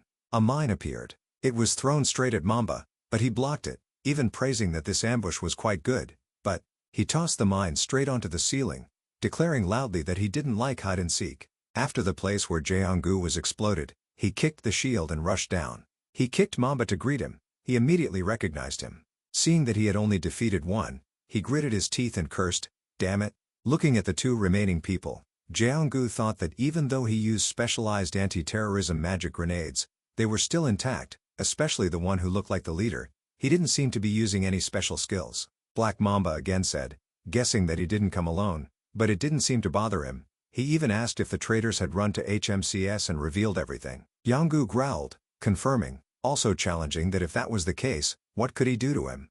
Mamba squinted. He was impressed with the people who dared to leave the organization just to choose something even more useless than that. Hearing this, Jeongu became enraged, cursing him as a bastard, while simultaneously launching a surprise attack towards him. Not only that, a series of knives appeared behind Mamba and were flying towards him. Crow, sitting on the side, also thought that the move was not bad. Mamba at this time remembered what his skill was. He confirmed again that it was mind control, right? On this side, Jeongu knelt down on one knee, taking out a mine. Evaluating that Mamba's skin was too hard, his regeneration ability was also too fast. It was just enhancing his body with mana, but his speed and endurance had become crazy like that. Ending this tedium, he rushed towards Jeongu. The attack from Mamba made him fly back, hitting the wall hard. He took out a wand, saying that he didn't originally want to leave fingerprints on his organs, but because Jeongu had started bleeding, he didn't have any other choice. Before acting, Mamba politely asked Crow if he could kill him. Crow just enjoyed her tea and said she would think about it. Jeongu, seeing the dangerous situation, quickly pulled out the walkie-talkie and called for rescue. He announced that he was in combat with the target at the main hall. Before he could finish speaking, Black Mamba stepped on his chest. He sneered that he seemed to be a bit slow. Who would come to save him now? He said each name, the branch director of HMCS, the traitor Red Ghost, or that wolf cub. He said one more possibility, or all of them, and indeed, all three of them were excitedly attacking from behind Black Mamba. Right as Black Mamba had predicted, all of them had charged in. A loud explosion followed that, causing the ground to cave in into a huge pit. But luckily, Black Mamba was able to dodge, but this did cause him to be somewhat surprised. He didn't think these people would be able to bypass Bestia's assassin so easily. Black Mamba turned towards Crow, jokingly asking if she was very disappointed. Crow sighed, somewhat annoyed, because she thought she had chosen some worthy guys, but she didn't expect them to be this weak. Black Mamba still felt that something wasn't right, because based on the wounds, there was a battle, but looking at the people in front of him, he didn't think they could defeat Tigra or Grizzly so easily. Black Mamba quickly attacked back. The surrounding rubble also flew everywhere. Within the other group, someone also attacked him back, while cursing him as a cursed murderer. Amin even criticized him for talking too much. Right as he had gotten close to Black Mamba, he asked whether A was the hunter Hamin, right? His tone was taunting, because he thought he should have been with HMCS, not here. While he was unfocused, Hamin had been knocked flying by Black Mamba, and he hit someone else, causing him to feel extremely apologetic. Black Mamba then looked towards Sherry Folk and Red Short. He felt everything here was unreasonable, because he saw the people in front of him weren't acting as a team, but a chaotic group thrown together. He knew these people were from different organizations, and there was no reason for them to gather here. Black Mamba was very curious as to who was the one that had gathered these people together. But at this moment, somewhere else, there was a person who was having his hair pulled tightly. He had been beaten to the point where he couldn't resist anymore. Returning back to the battle, Hamin became enraged after hearing Black Mamba's words. He clearly saw he was being looked down upon by Hamin of the White Lion. He shouted loudly, reminding everyone to stay awake. Jeongu saw Hamin and was extremely surprised, because he had arrived so quickly. Hamin explained as soon as he heard the radio, he had charged straight here. But the truth was that it wasn't exactly like that. Hamin made it clear that more accurately, he was in combat with someone near the entrance, but his master had suddenly appeared and ordered him to go straight into the center. Hamin thought that Folk and Red Short were also in a similar situation, but what was in front of them was having to hold down Black Mamba before his master arrived. Sherry Folk heard that and cursed loudly, because how could they restrain an A+ rank awakened without killing him? Not to mention, that it was Black Mamba. Red Short also felt that the situation wasn't looking too good, because Black Mamba hadn't even used his skills yet. He felt that there was something very wrong in this meeting hall. According to what Red Short knew about Black Mamba, in terms of speed and attack power, He was almost the second strongest person in Bestia, but he didn't have high-level sensing or tracking skills. And this further proved that Black Mamba had prepared something, or maybe it was Crow, the leader of Bestia. Red Short felt that Black Mamba's skills were still a mystery to him, because he didn't know what kind of trump card he would play. They couldn't continue like this forever. Red Short slammed his cane down hard onto the ground, then told the others that he would deal with the boss. The other guys, on the other hand, were to control Black Mamba. Sherry Folk heard that and was angered, cursing him for always pushing the dirty work to him. Black Mamba on this side was fighting Hamin, but he still had the energy to care about how no one was answering his question. Red Short, on this side, silently thought that until their master arrived, they wouldn't be able to leave this place. Thinking to that point, he laid out a ceiling formation. Because of that, Hamin was able to hit Black Mamba with an attack. Crow was also controlled by the chains of the ceiling formation. She felt it was extremely ridiculous because she felt that these people were forcing her to fight. Red Short also warned Crow to stay put, because he thought that even she wouldn't be able to escape the legendary rank ceiling formation so easily. Crow felt that these words were very ridiculous. She even mocked how it seemed that Red Short was being cared for by his new master, even preparing top-tier equipment for him. But for him to turn his back and betray the organization like this, wasn't that too cold-blooded? At this time, Porcupine from behind Red Short suddenly slowly sat up. Of course, Crow knew about that. By the time Red Short saw Porcupine, she had already gotten right next to him. Sherry Folk ran up quickly, calling him out loudly. Jeongu was also extremely surprised, because he was certain she had died. Black Mamba, on this side, had broken free from the chains, and it seemed that he was wanting to end everything more quickly. Because he didn't know when reinforcements would arrive, but he was still here cleaning up these scraps, this caused Black Mamba to feel very busy. So, he decided these people had to die sooner rather than later. He decided to use his long blood skill to end them. On this side, even though Jeongu was injured, he still offered to assist Hamin from afar. Hearing that, he told Jeongu not to move, because his ribs had been broken. Hamin silently thought that no matter how strong Black Mamba was, he couldn't penetrate through that layer of scales right away, therefore. But just as he was thinking this, an attack flew towards the two of them. Luckily, they were able to dodge. Hamin wasn't surprised by this, because ever since the first contact, he had realized Black Mamba's mutations seemed similar to Folk's, but the mana density was much higher. And within this meeting hall, it seemed as if Black Mamba was controlling the ground as if it was a part of his body. Hamin also understood that in this situation, he could only stall for time, and couldn't do anything else. He looked at the others who were also running into trouble, so relying on reinforcements was impossible. While Hamin was feeling helpless, Black Mamba attacked him. In the nick of time, a knife flew in and stabbed him in the hand. Immediately, his arm had a change. Yeongu, seeing Black Mamba's arm disintegrate, realized he could also use elemental magic. At this moment, Black Mamba roared extremely loudly. The rubble surrounding him also rose up along with it. Hamin loudly reminded Jeongu that there were rocks flying towards him from above. No sooner had he spoken, Black Mamba had attacked Hamin again, because he saw he still had time to worry about others. Hamin was quickly knocked flying. The next target was Jeongu. Before making his move, Black Mamba also mocked the righteous hunters, always making the same mistake. He felt these people thought the skill level and the amount of mana would decide the outcome of the battle, but there was one thing, that they had entered here but thought he wouldn't have made any preparations? Black Mamba said as he tightened his grip on Jeongu's neck, until his face started to change. Bulk, at this time, wasn't doing any better, because Porcupine wanted to kill him. The entire meeting hall had been destroyed in an instant, and a self-destruct formation had been set up here, both enhancing defense and being made for emergencies. More accurately, it was a snake den. The moment these people entered, their fate had been decided. Black Mamba advised everyone to not struggle anymore and to leave gently. On his face at this moment was only a murderous aura. Suddenly, a loud explosion rang out again. A figure flashed by like lightning. He directly attacked Black Mamba, causing him to be unable to resist. He had finally found him. Sewu looked at Black Mamba and gave a sinister smile. Sewu pressed Black Mamba against the wall, leaving him unable to resist. In his eyes, he was like a dangerous venomous snake. Porcupine, seeing her teammate cornered, screamed out, asking Sewu who he was. Suddenly, she and Black Mamba were struck by lightning. Crow, seeing this, couldn't believe it, because she was certain that Sewu had nullified all the magic in this area. Hearing that, Pre roared nonstop, saying that it was because he had helped, and Sewu wasn't that good. Crow became even more interested, because Sewu had turned a facility that cost millions to build into a useless pile of rubble in just a flash. Black Mamba, still having some strength, expressed his surprise at his first appearance, but now, he had realized something. He speculated that he was the suspect who had eliminated Bestia's assassins and gathered the people here. Hearing the word suspect, Sewu criticized that Black Mamba was the one who was that. Crow, standing from afar, expressed her opinion that Sewu came here because of Black Mamba. She also asked him what he had done. Black Mamba immediately denied, because he only accepted missions. Black Mamba started thinking about Sewu's words, thinking that this might be a case of revenge. But the thing is, he never left any traces after killing his target, but somehow he was able to find him. Sewu, on the other hand, was thinking that before taking revenge, he needed to know one thing. After speaking, he shot sparks towards Black Mamba.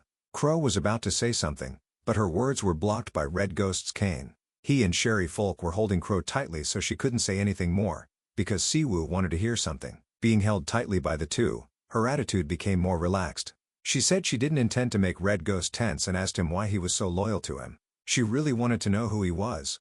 On Black Mamba's side, he was constantly being attacked by Sewu with fire. He was struggling to resist because he didn't expect the buffs he had chanted earlier to become a trap that turned against himself. Black Mamba silently thought that Sewu had realized who he was, so could he be a scout? But with this speed of attack, he couldn't be compared to a normal melee hunter. Black Mamba was knocked flying once again, slamming into the wall nearby. With his mouth full of blood, he said that he had never met anyone like Sewu in his life.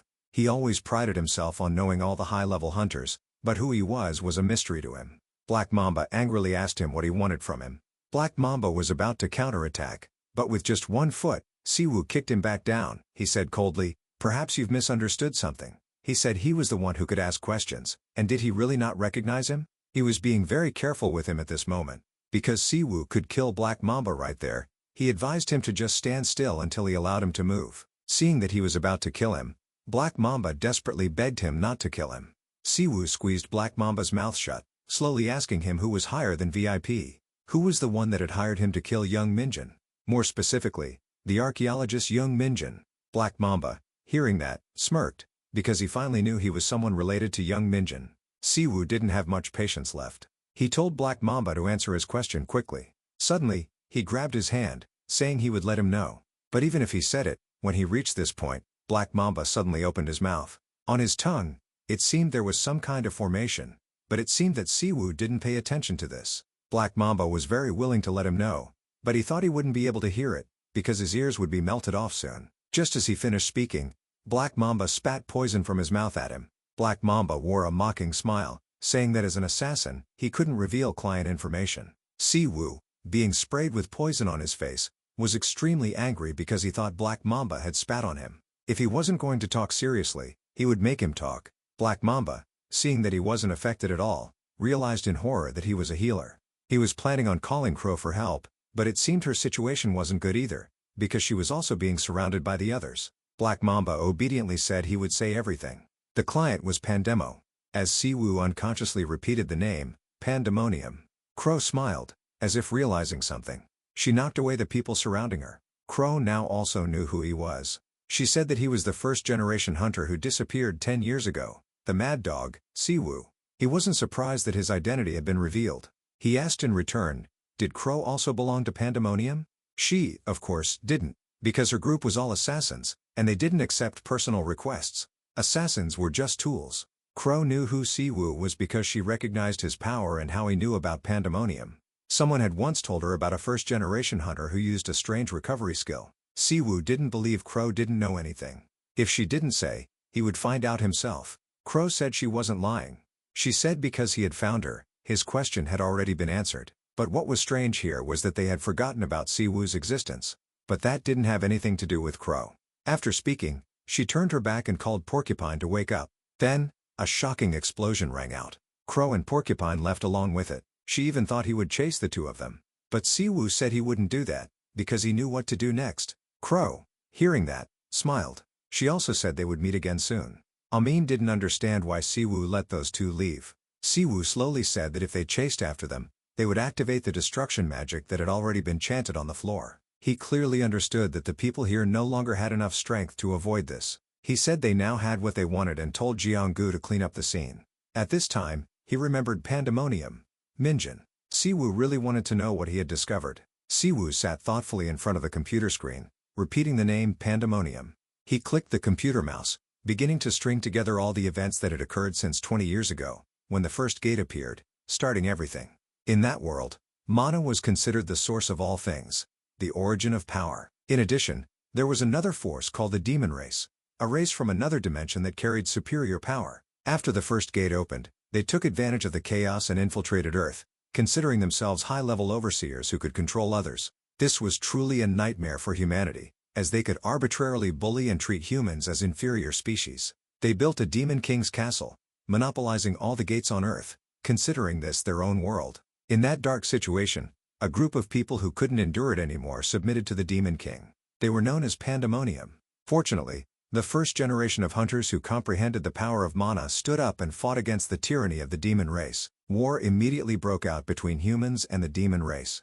The chaos finally ended with humanity's victory. It had been 10 years since Sewu defeated the demon king and was thrown into the spatial rift. Pandemonium was also wiped out, but now it had reappeared.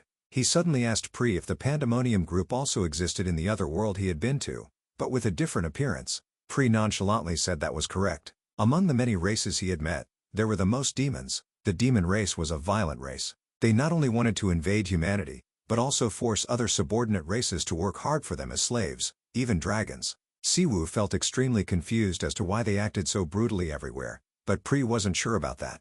He had a feeling that the demon race had stolen something from him before he met Sewu and lost his memory. After a 100-year-long battle with the demon race, Pri came to the conclusion that they were definitely the type of scum that could do terrible things. Even though he had heard everything, Sewu still felt a headache. The information he collected was too little.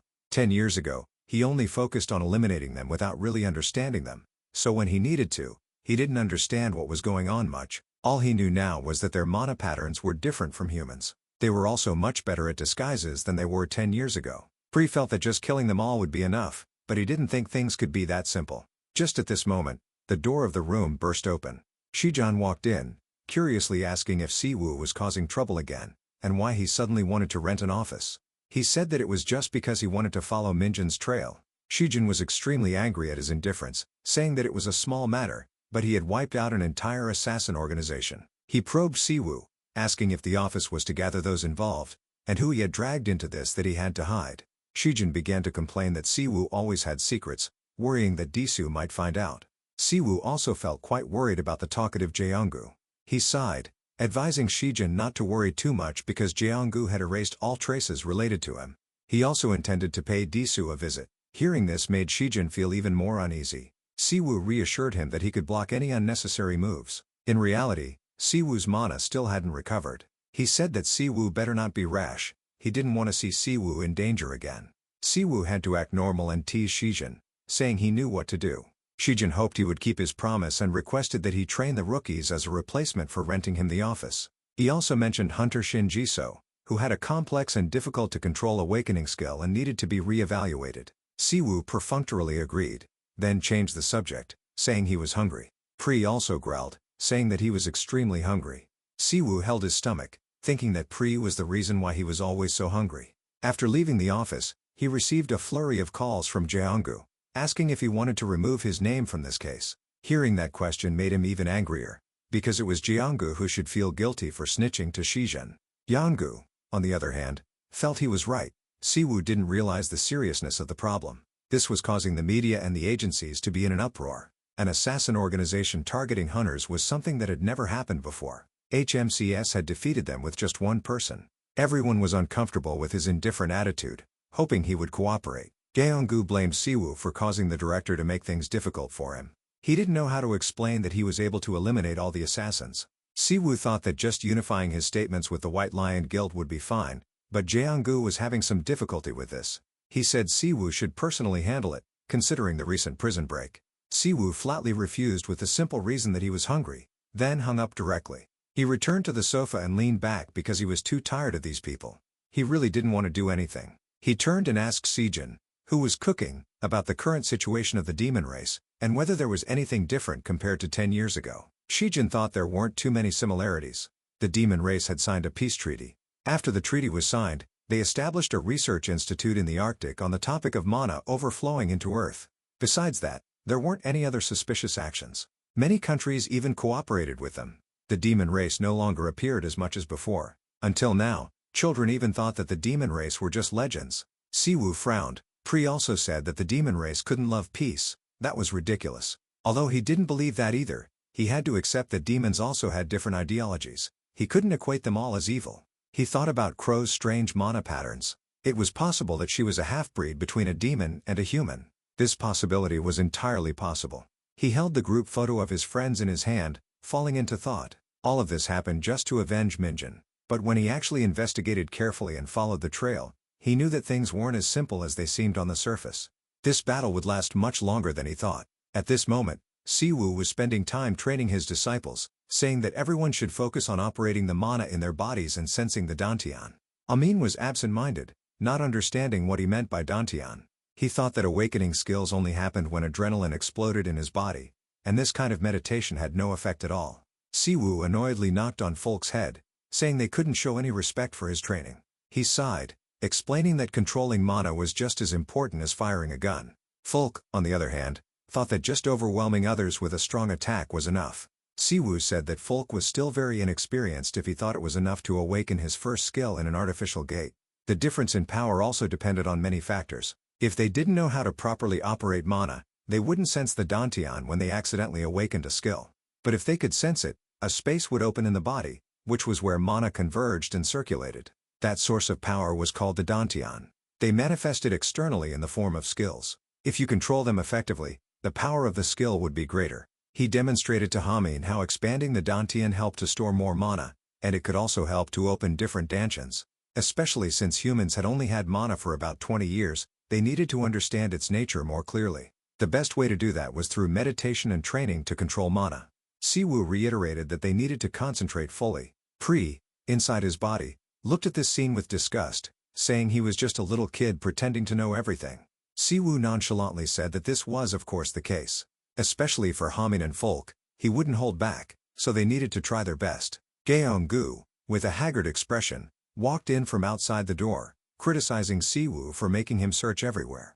Sewu lifted his chin, saying Gyeong-gu was like a stalker, making him uncomfortable. Yonggu helplessly begged him to come to headquarters with him right now to meet the branch director. At headquarters, people were busily walking back and forth. Sewu began to ask why the branch director wanted to meet him. He suspected whether Gyeong-gu had sold him out. He frantically refused, saying that there was no way that could happen. Perhaps this was related to the recent incident at the Incheon prison. In front of them, two people suddenly appeared, blocking their path and mocking Gyeong-gu. One was Senior Agent Ha Junti, and the other was Team Leader Sung Chang-won. Both of them belonged to the Gangnam HMCS team. They asked if Gyeong-gu had recently made a great contribution. The team from Gongbuk had become the subject of discussion. Had he done some kind of magic trick? Gyeong-gu frowned angrily upon hearing the name Sung Chang-won, who had returned from his mission. He spoke up, saying they should be working instead of standing here and blocking him. But they only smiled mockingly, saying that it was just a normal greeting.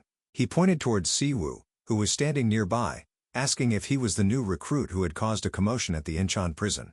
Team leader Gyeong-gu truly has a discerning eye, liking to pick up people like that for his team. Yonggu, though very angry, only wanted to get through this quickly, so he said that perhaps he was still tired from the time zone difference, and it would be better to go rest. The one next to him didn't let it go, saying they weren't tired from the time zone difference. Changwon also waved his hand, saying enough. Despite Sewu feeling annoyed, they continued to talk about their reputation and excursions, while Gyeong-gu couldn't catch a criminal who was hiding in some corner. Suddenly, Yunti pointed towards Sewu, saying he should greet them, because they were also seniors. He adjusted his glasses, saying that he didn't have any manners. He mimicked his attitude, saying that they smelled terrible, so it was best to avoid blocking the way. Also, what were the glasses for? These words completely enraged them. They chuckled grimly, starting to show off their power, wanting to teach him a lesson. Yonggu, protecting Sewu, didn't keep up his previously conciliatory attitude, saying that Junti should know the difference between public and private matters. Changwon didn't give up, asking who Gyeonggu was to dare teach Junti a lesson, and Sewu was just talking nonsense. Yonggu asked back what happened just now. Sewu calmly said Changwon misheard because his ears were blocked by fat. Changwon cursed Gyeonggu's group as crazy. Everyone around them looked at them in disgust, saying that Gyeonggu's people needed to be taught a lesson. A hand quietly placed itself on his shoulder. Branch Director Baek Genho said softly that he was the one in charge here, scaring him pale. Both of them trembled at his appearance. He turned around and smiled kindly, welcoming Sewu. At the same time, He criticized Jeonggu for wasting time gossiping here. He intimately draped his arm over his shoulder, inviting him for tea. He just calmly replied that it didn't matter. The two people standing behind them didn't understand why he was being welcomed so warmly. Chonwon wasn't happy and was about to curse a few words, but he was called back. He turned around, warning the two of them to do their jobs well and not waste time on useless things. The two people stood from afar, muttering, not knowing who Siwoo was to receive such great favor from the branch director. In his private office, he smiled and slowly offered Siwoo tea, saying that this was the first time the two of them had met. Siwoo just calmly asked what he wanted to do. Jeonggu, sitting opposite him, was quite worried about his indifferent attitude, afraid that he would spoil things. He laughed loudly, saying he was indeed a straightforward person, and he liked it very much. Then he went straight to the point, wanting to ask about the Incheon prison. This made Jeonggu extremely uneasy. He mentioned the Bestia incident. He had taken responsibility for the investigation. Although the corruption cases at the Incheon prison would be handled separately, he couldn't ignore the escaping criminal. He thought that someone strong enough to defeat Gert like him couldn't fail to capture a fugitive, and Siwoo still calmly drank his tea after hearing this. To make it easier to talk, he asked Jeonggu to go outside for a bit. Helplessly, he had to listen to the order and leave. After he left, he continued to persuade Siwoo, saying he understood Jeonggu and appreciated his abilities. However, wiping out an assassin organization alone was impossible. Perhaps Siwoo was helping him.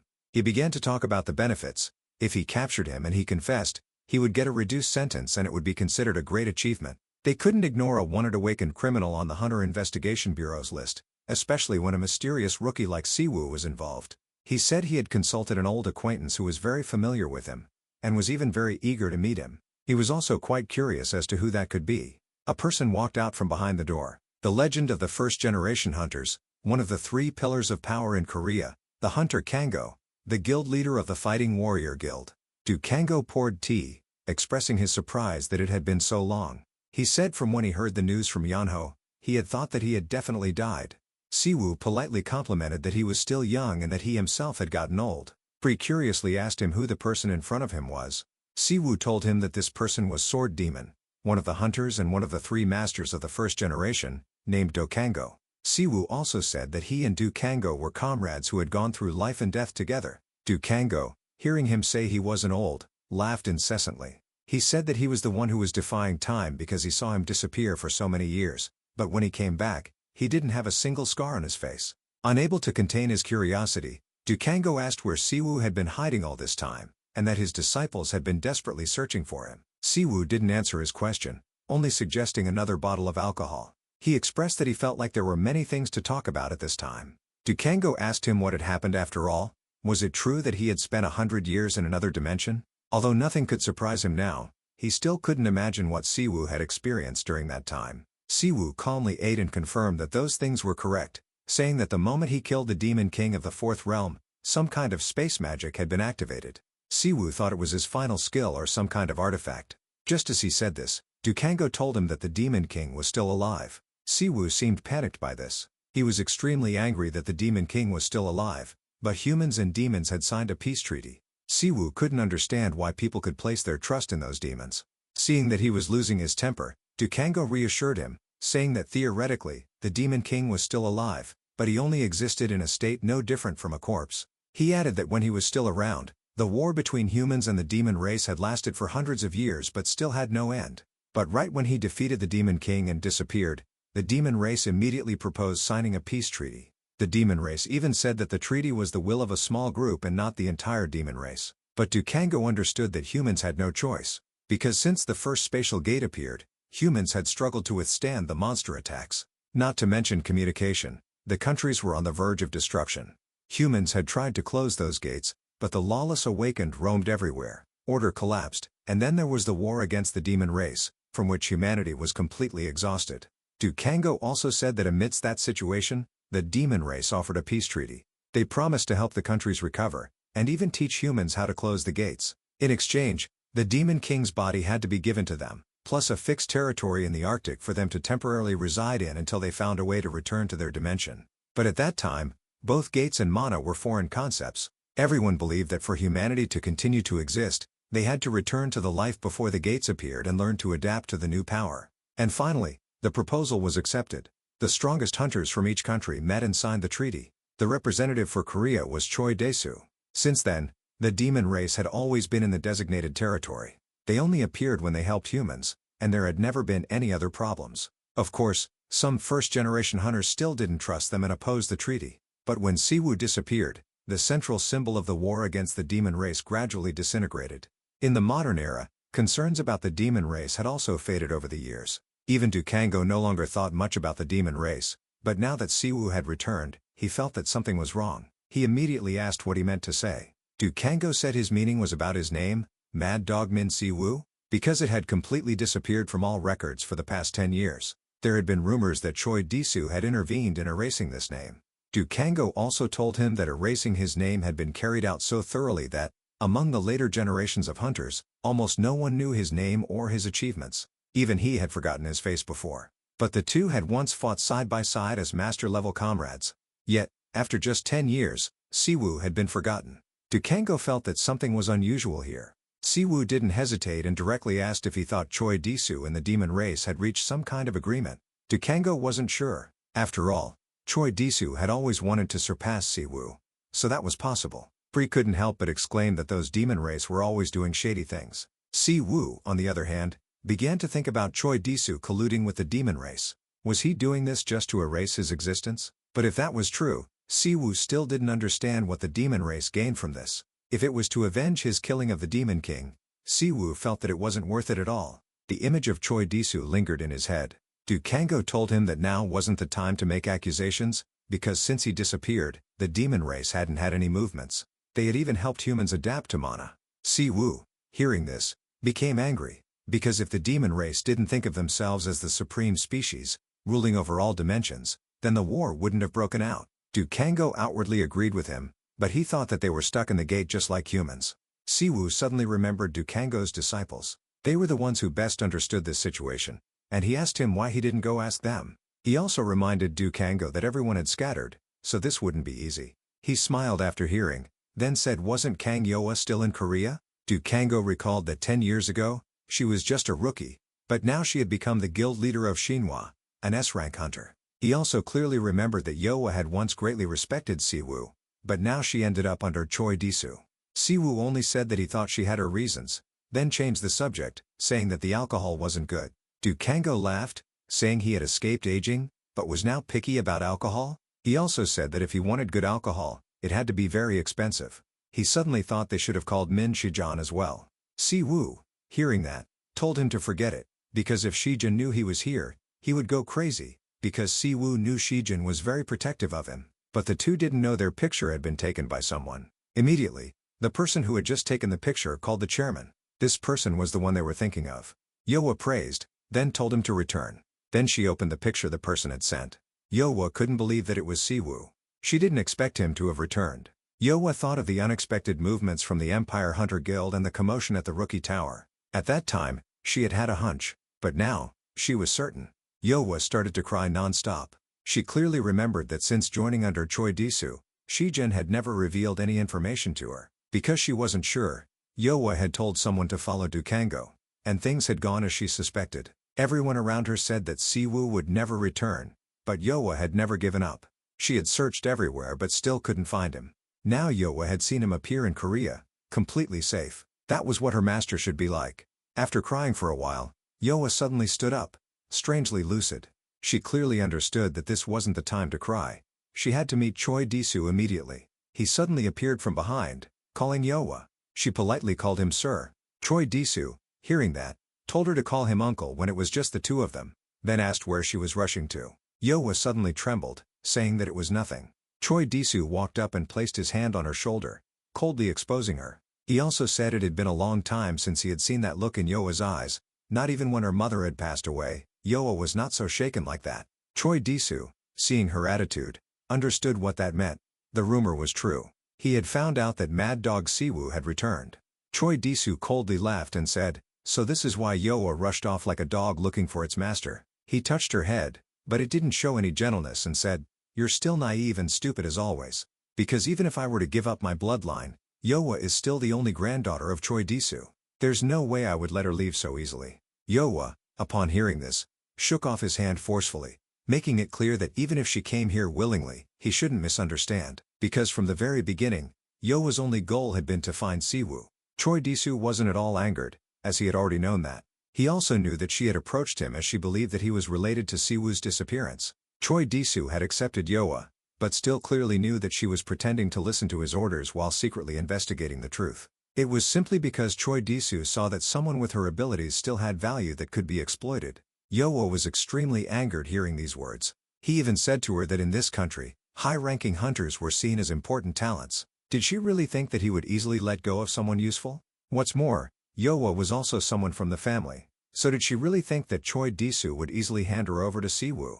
Yoa pointed at him, questioning what he was saying was ridiculous, as Choi Disu had thrown her away when she needed him the most. Choi Disu didn't have the right to say those words. In Yoa's eyes, he had never been family, and Siwoo was the one who had raised her into the person she was today. Choi Disu also acknowledged that, but he also knew that Siwoo didn't know that Yoa was the daughter of a notorious criminal.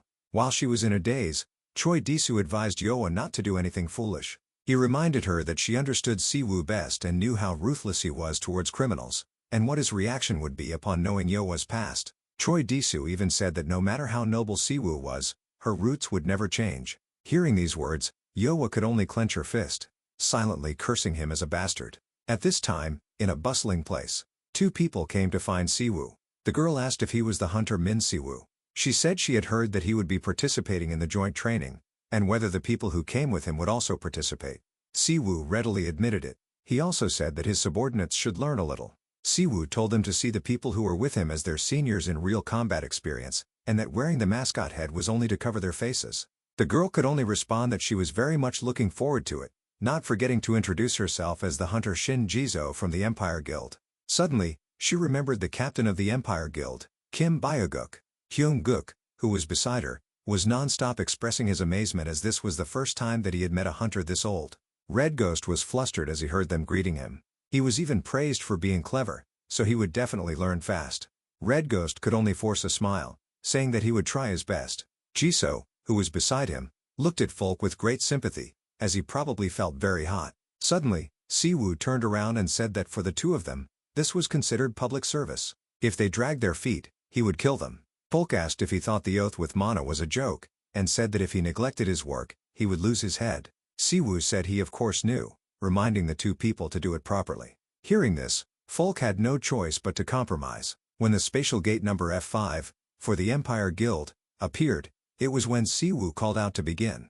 Jiso, while walking, was expressing her excitement. This was because this was the first time she had entered the spatial gate since she had left the Rookie Tower. Siwoo consoled her, telling her that she didn't need to be nervous. He explained that the spatial gate was just a pathway that connected different dimensions, and was simply just doors. Hyung-guk told him that there were cases where people were trapped, because the gate had closed before they could escape.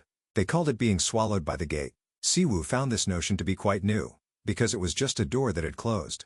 Red Ghost also agreed with his point, because right now, people have almost taken hold of the keys for these gates, and private guilds being able to own spatial gates prove that. The things that used to be a disaster had now turned into an industry, and that included monastones, monster cores, the corpses of lifeforms. All of this was money. If they were scared from the start, then there would be nothing. Siwoo, on this side, took his first step into another world. Jiso felt as if she was widening her horizons. She felt an urge to vomit, suspecting whether this was a symptom of spatial gate sickness. Hyung-guk, on the other hand, noticed that it wasn't like inside the tower, because he didn't see any monsters near the entrance.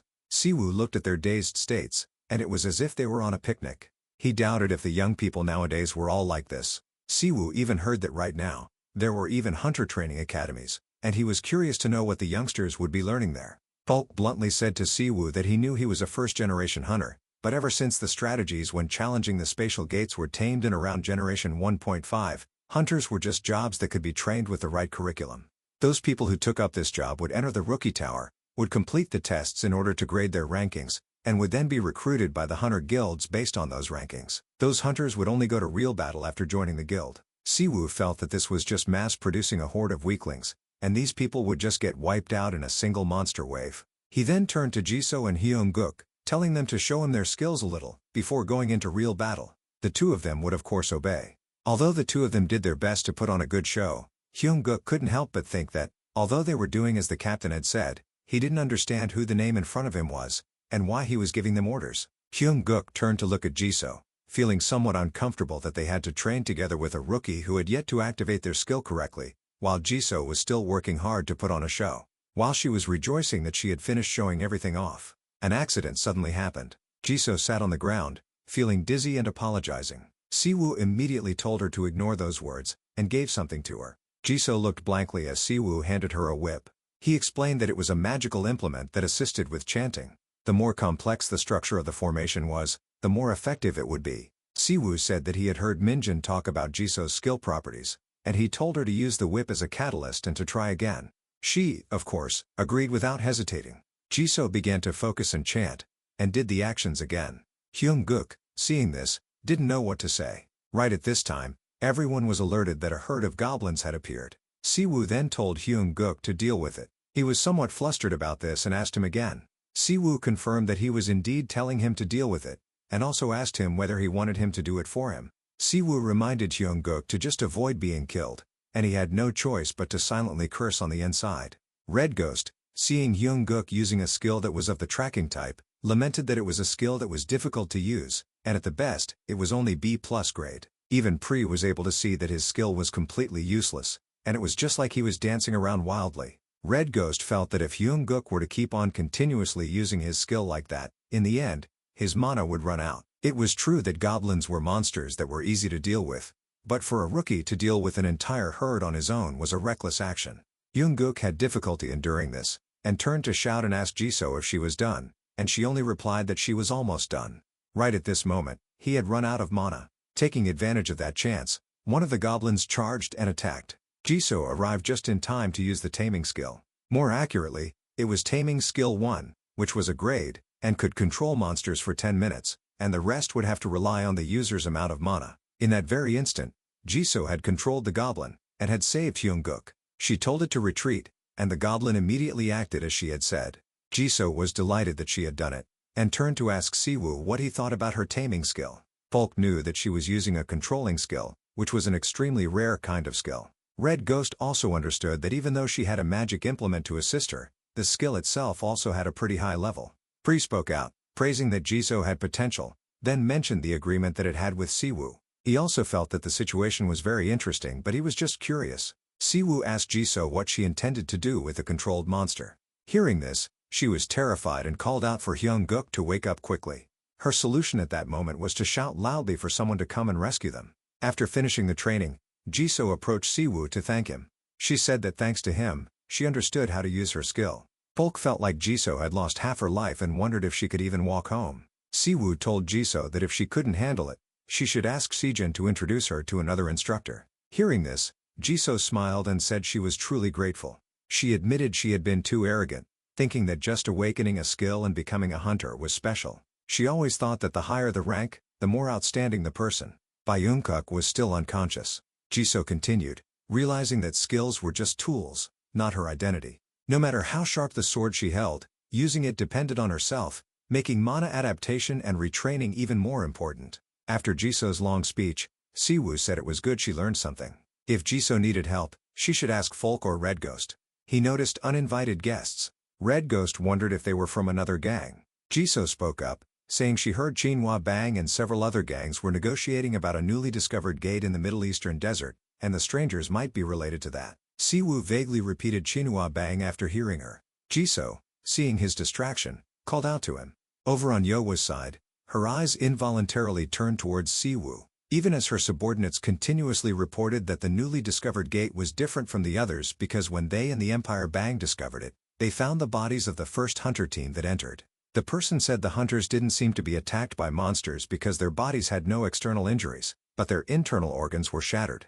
Yowa was very surprised. She found it strange, thinking something must have exploded from inside them. While she was thinking, someone came to greet Yowa. Siwoo walked over and called her name directly. He jokingly said her master had returned, but she didn't even say hello. Yowa was momentarily stunned, then smiled and greeted him. Siwoo wanted to ask if she had time, but as soon as he arrived, Yowa cut him off, saying she had things to do and excused herself to leave. Seeing this, her subordinates quickly followed. Pri seized the opportunity to tease Siwoo about being rejected so quickly, asking if he needed comforting. Red Ghost also judged Yowa as rude and asked Sewu if she was also a former disciple. Sewu admitted it but said that wasn't what he was concerned about. He was only concerned about whether Yowa had been crying. Sewu remembered every time he found her hiding somewhere, sobbing alone.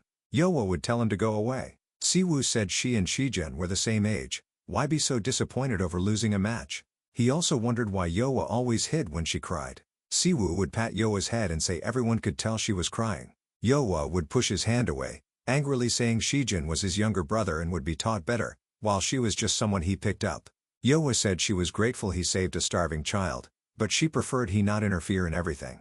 Yowa said she knew Sewu was strong and kind, but he wasn't her real brother. Sewu ignored these words and continued to pat Yowa's head with both hands, saying he would do what he wanted. He smiled and said they were born into this terrible world already, so couldn't he choose his own family? Sewu said he would treat her like a real sister and asked if it would make her feel better if she saw him as a real brother. Hearing this, Yowa pouted and said she didn't need that. Sewu happily asked if he should double the intensity of her training tomorrow so she would cry more.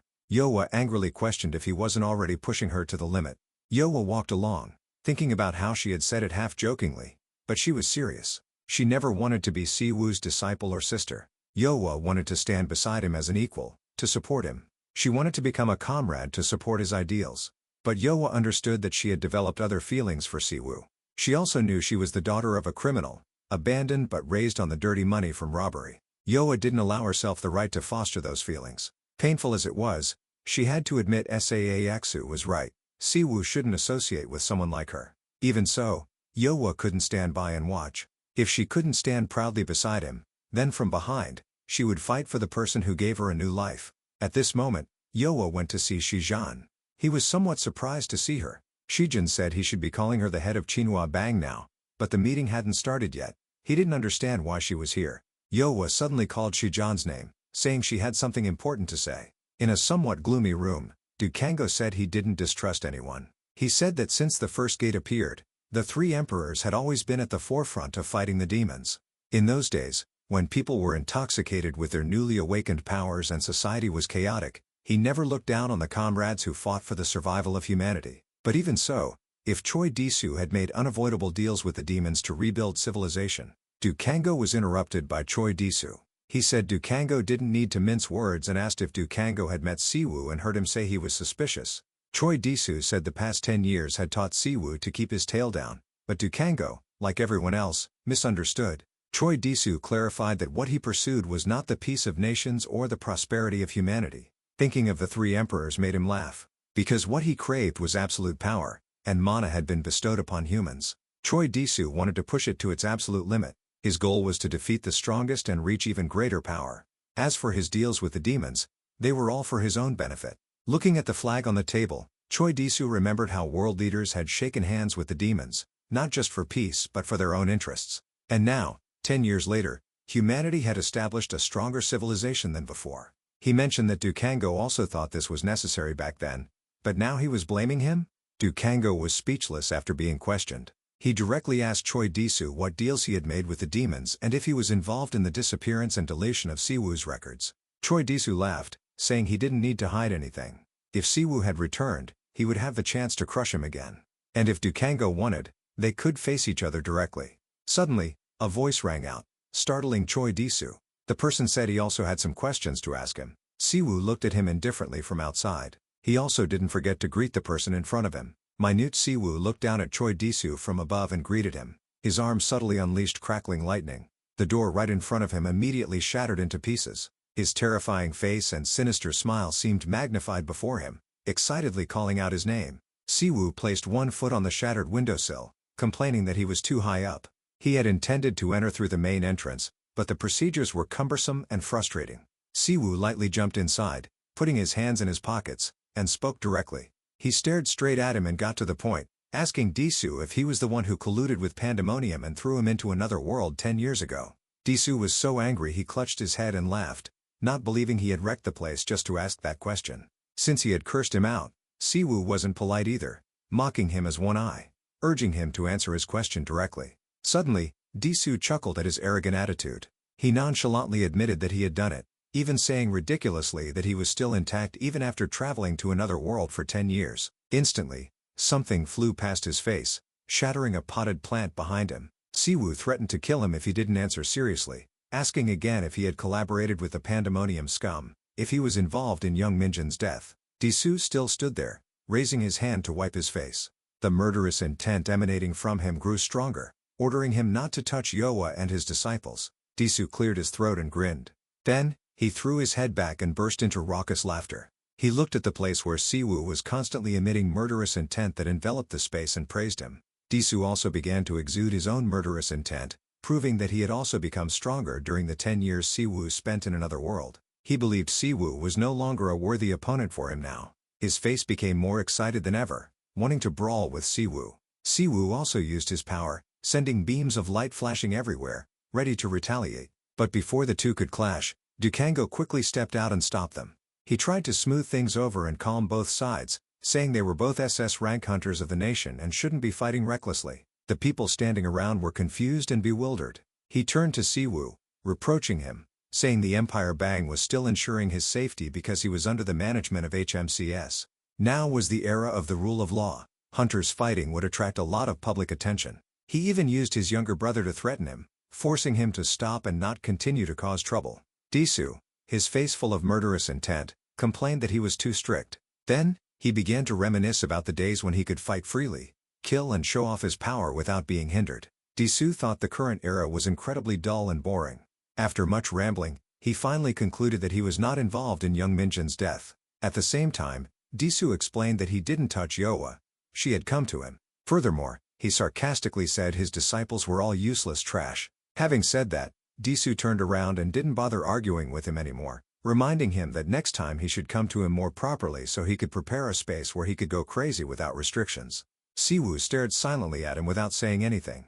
Kango breathed a sigh of relief, seeing that things had calmed down. The elevator door began to move. As Disu moved downwards, he received a report from his staff that there was noise from upstairs. He nonchalantly scolded them, saying no one could threaten him, so no one needed to worry. The staff member quickly nodded and apologized. Then, Disu continued to order him to contact Moryang Disu, telling them to prepare a grade A gate and bring Kang Yoa here. In an office in the dark night, 7 hours ago, Min Shiin sat at his desk, pondering what his was. Yoa stood beside him, also thinking, and reported some important information. All the organs of the hunters found around the gate were broken at the cellular level. She thought they might have encountered a dangerous figure or eaten something that made them like that. At the same time, Yoa felt it was unusual that they were all related to a mysterious association called IS, a guild operating near that gate. She had no information about the IS guild, making everything deadlocked. Yoa only knew there was a rumor that the chairman of IS was a demon. Hearing this, Shijin was startled. He began to ask about it. She understood and interrupted, firmly stating that if he didn't believe it and didn't continue to investigate, she would still continue to do so. Then, Yoa turned and left, promising to report more if she had any further information. She also warned Shijin not to contact her first because Disu was monitoring his guild. Shijin immediately reached out, wanting to call Yoa back, not wanting her to leave. Yoa could only bow her head and silently plead with him not to tell their master. She didn't want to go back. After she left, Shijin began to ponder about Yoa. Since she had been by Disu's side for too long, he leaned back wearily in his chair and sighed. Shijin couldn't understand why she still chose to stay with him when Sewu had returned. He began to deliberate about his brother's disciples, unable to completely trust them. Shijin clutched his head wearily, unable to understand what they were trying to do. Suddenly, Sewu entered from outside, causing him to immediately jump up. The first question he asked was about Yoa. He turned away awkwardly. Sewu also knew something had happened, so he urged him to answer his question. He wanted to know what happened to her. Outside, Yoa was standing beside a group of people. They informed her that Disu had issued an emergency summons, so they had come. Yoa helplessly cursed and agreed to follow them. Right after Min Sewu disappeared 10 years ago, in a dilapidated old building, two people stood facing each other. Disu spoke, asking the person in front of him if he wanted to cooperate with him to erase Min Sewu from everyone's memories. Ikatan readily admitted it, slightly annoyed because Sewu had driven the 4 archdukes of hell to the brink of destruction. He believed the authority of the Demon King had to be maintained absolutely in order to rule demons who possess strong, independent wills. Therefore, recording that the Demon King nearly lost to a human was a disgrace and a threat to their order. Ikatan took a few steps forward to negotiate more effectively with Disu. However, Disu wasn't swayed by Hikatan's words. He said he didn't need to consider the offer of someone exiled to the extreme regions like Hikatan. the kind of person who had won and recovered from the losses of war. Iketan left, leaving behind very unsettling words. Deep down, he was also disappointed with this outcome, wasn't he? He had unlocked a new power with immense potential but was bound by rules and couldn't use it as freely as before. Iketan increasingly played on the weakness deep inside Disu's heart. He always craved to fight the strong, didn't he? He extended an invitation to help him reach the pinnacle of Mana's ultimate form, causing Disu to waver slightly. His arms tightened around himself, questioning if they were only doing this to erase a record of the Demon King's defeat at the hands of a human.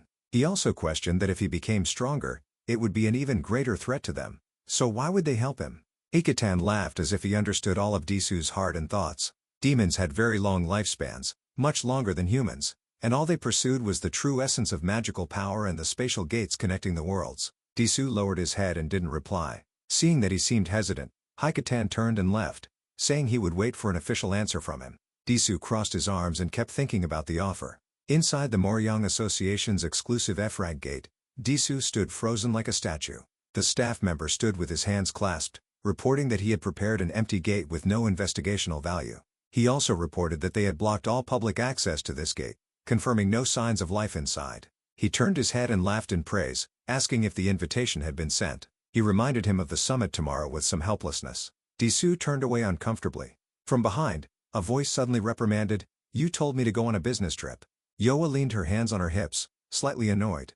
"Now you're summoning me to this godforsaken place." He waved his hand, telling her she needed to be more careful with her words. ABC also quickly understood and nodded goodbye, leaving when he waved his hand.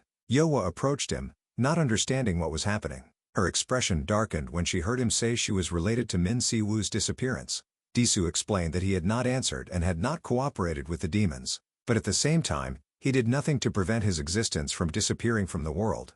Yoa's face darkened, showing anger and incomprehension as he kept talking to himself. He created a stream of power in his palm, wondering if his past indifference had helped him gain more power, but that wasn't the reason. Suddenly, Disu attacked Yoa, yelling that he wanted to prove he was stronger than Min Sewu. She quickly dodged to the side, cursing at him. She landed on the ground with difficulty, shouting and questioning about the demon's offer. Yoa seemed very uncomfortable knowing that his disappearance was related to him. Murderous intent gradually emanated around her. As soon as she attacked, he simply reached out to block it and commented that she was just like her mother. From her temper, her cowardice, and her slow brain, he began to focus his attacks back on Yoa, making her very overwhelmed. A huge explosion erupted, causing dust to fly up and obscure the space. She was in pain when her whole body slammed into a rock wall. Disu cursed that she was just a tool to push Min Sewu's murderous intent to its limit. Disu gently rubbed his neck, recounting how he used to be very insecure, but that insecurity also disappeared with Sewu's disappearance, but it was an indelible stain on his life. Disu felt this was the best opportunity to erase that remnant. Yoa laughed mockingly, thinking that he wouldn't fall for his trick just to save her. But Disu was sure that he would. He raised his foot and stepped on her shoulder disdainfully, laughing at Sewu's ridiculous family game. Then Disu recalled his determined eyes when he rushed into his workplace, feeling that he had forgotten too many things in that world. He stepped harder, wanting to use Yoa as a spark to ignite Sewu's madness, even though young Minjin's death was unrelated to him. A chain gradually appeared in Disu's palm. He used it to tightly bind Yoa, causing her to clench her teeth in pain. Seeing her constantly struggling to break free, he laughed, advising her not to struggle in vain because even an S-rank hunter couldn't easily escape his chains. Disu smiled very sinisterly, explaining how it worked. It would absorb more and more of Yoa's mana as she struggled, and she would gradually become a cripple. She was still very determined to face him, cursing him as trash. Suddenly, she was startled by what was happening before her eyes. Sewu rushed in from somewhere with intense murderous intent, heading straight for Disu. A huge explosion erupted there, scattering rocks and covering the entire space. Disu was condensing enormous power in the air, laughing excitedly. He wanted to rewrite his history. Disu wanted to kill Sewu so that the name Choi Disu would become the strongest in the continent, etched in history instead of his name. Sewu glanced at him and smirked. The powers quickly rushed towards him. The ground under his feet was all torn up. Disu took a step back, laughing heartily, and continued to attack him. He laughed loudly, thinking that the gap in power between the two had grown, that he no longer had the ability to catch up with him. Prey angrily cursed Disu, also worried because he hadn't fully regained his power, but he still fought him very calmly. He ordered it to increase its power to the maximum.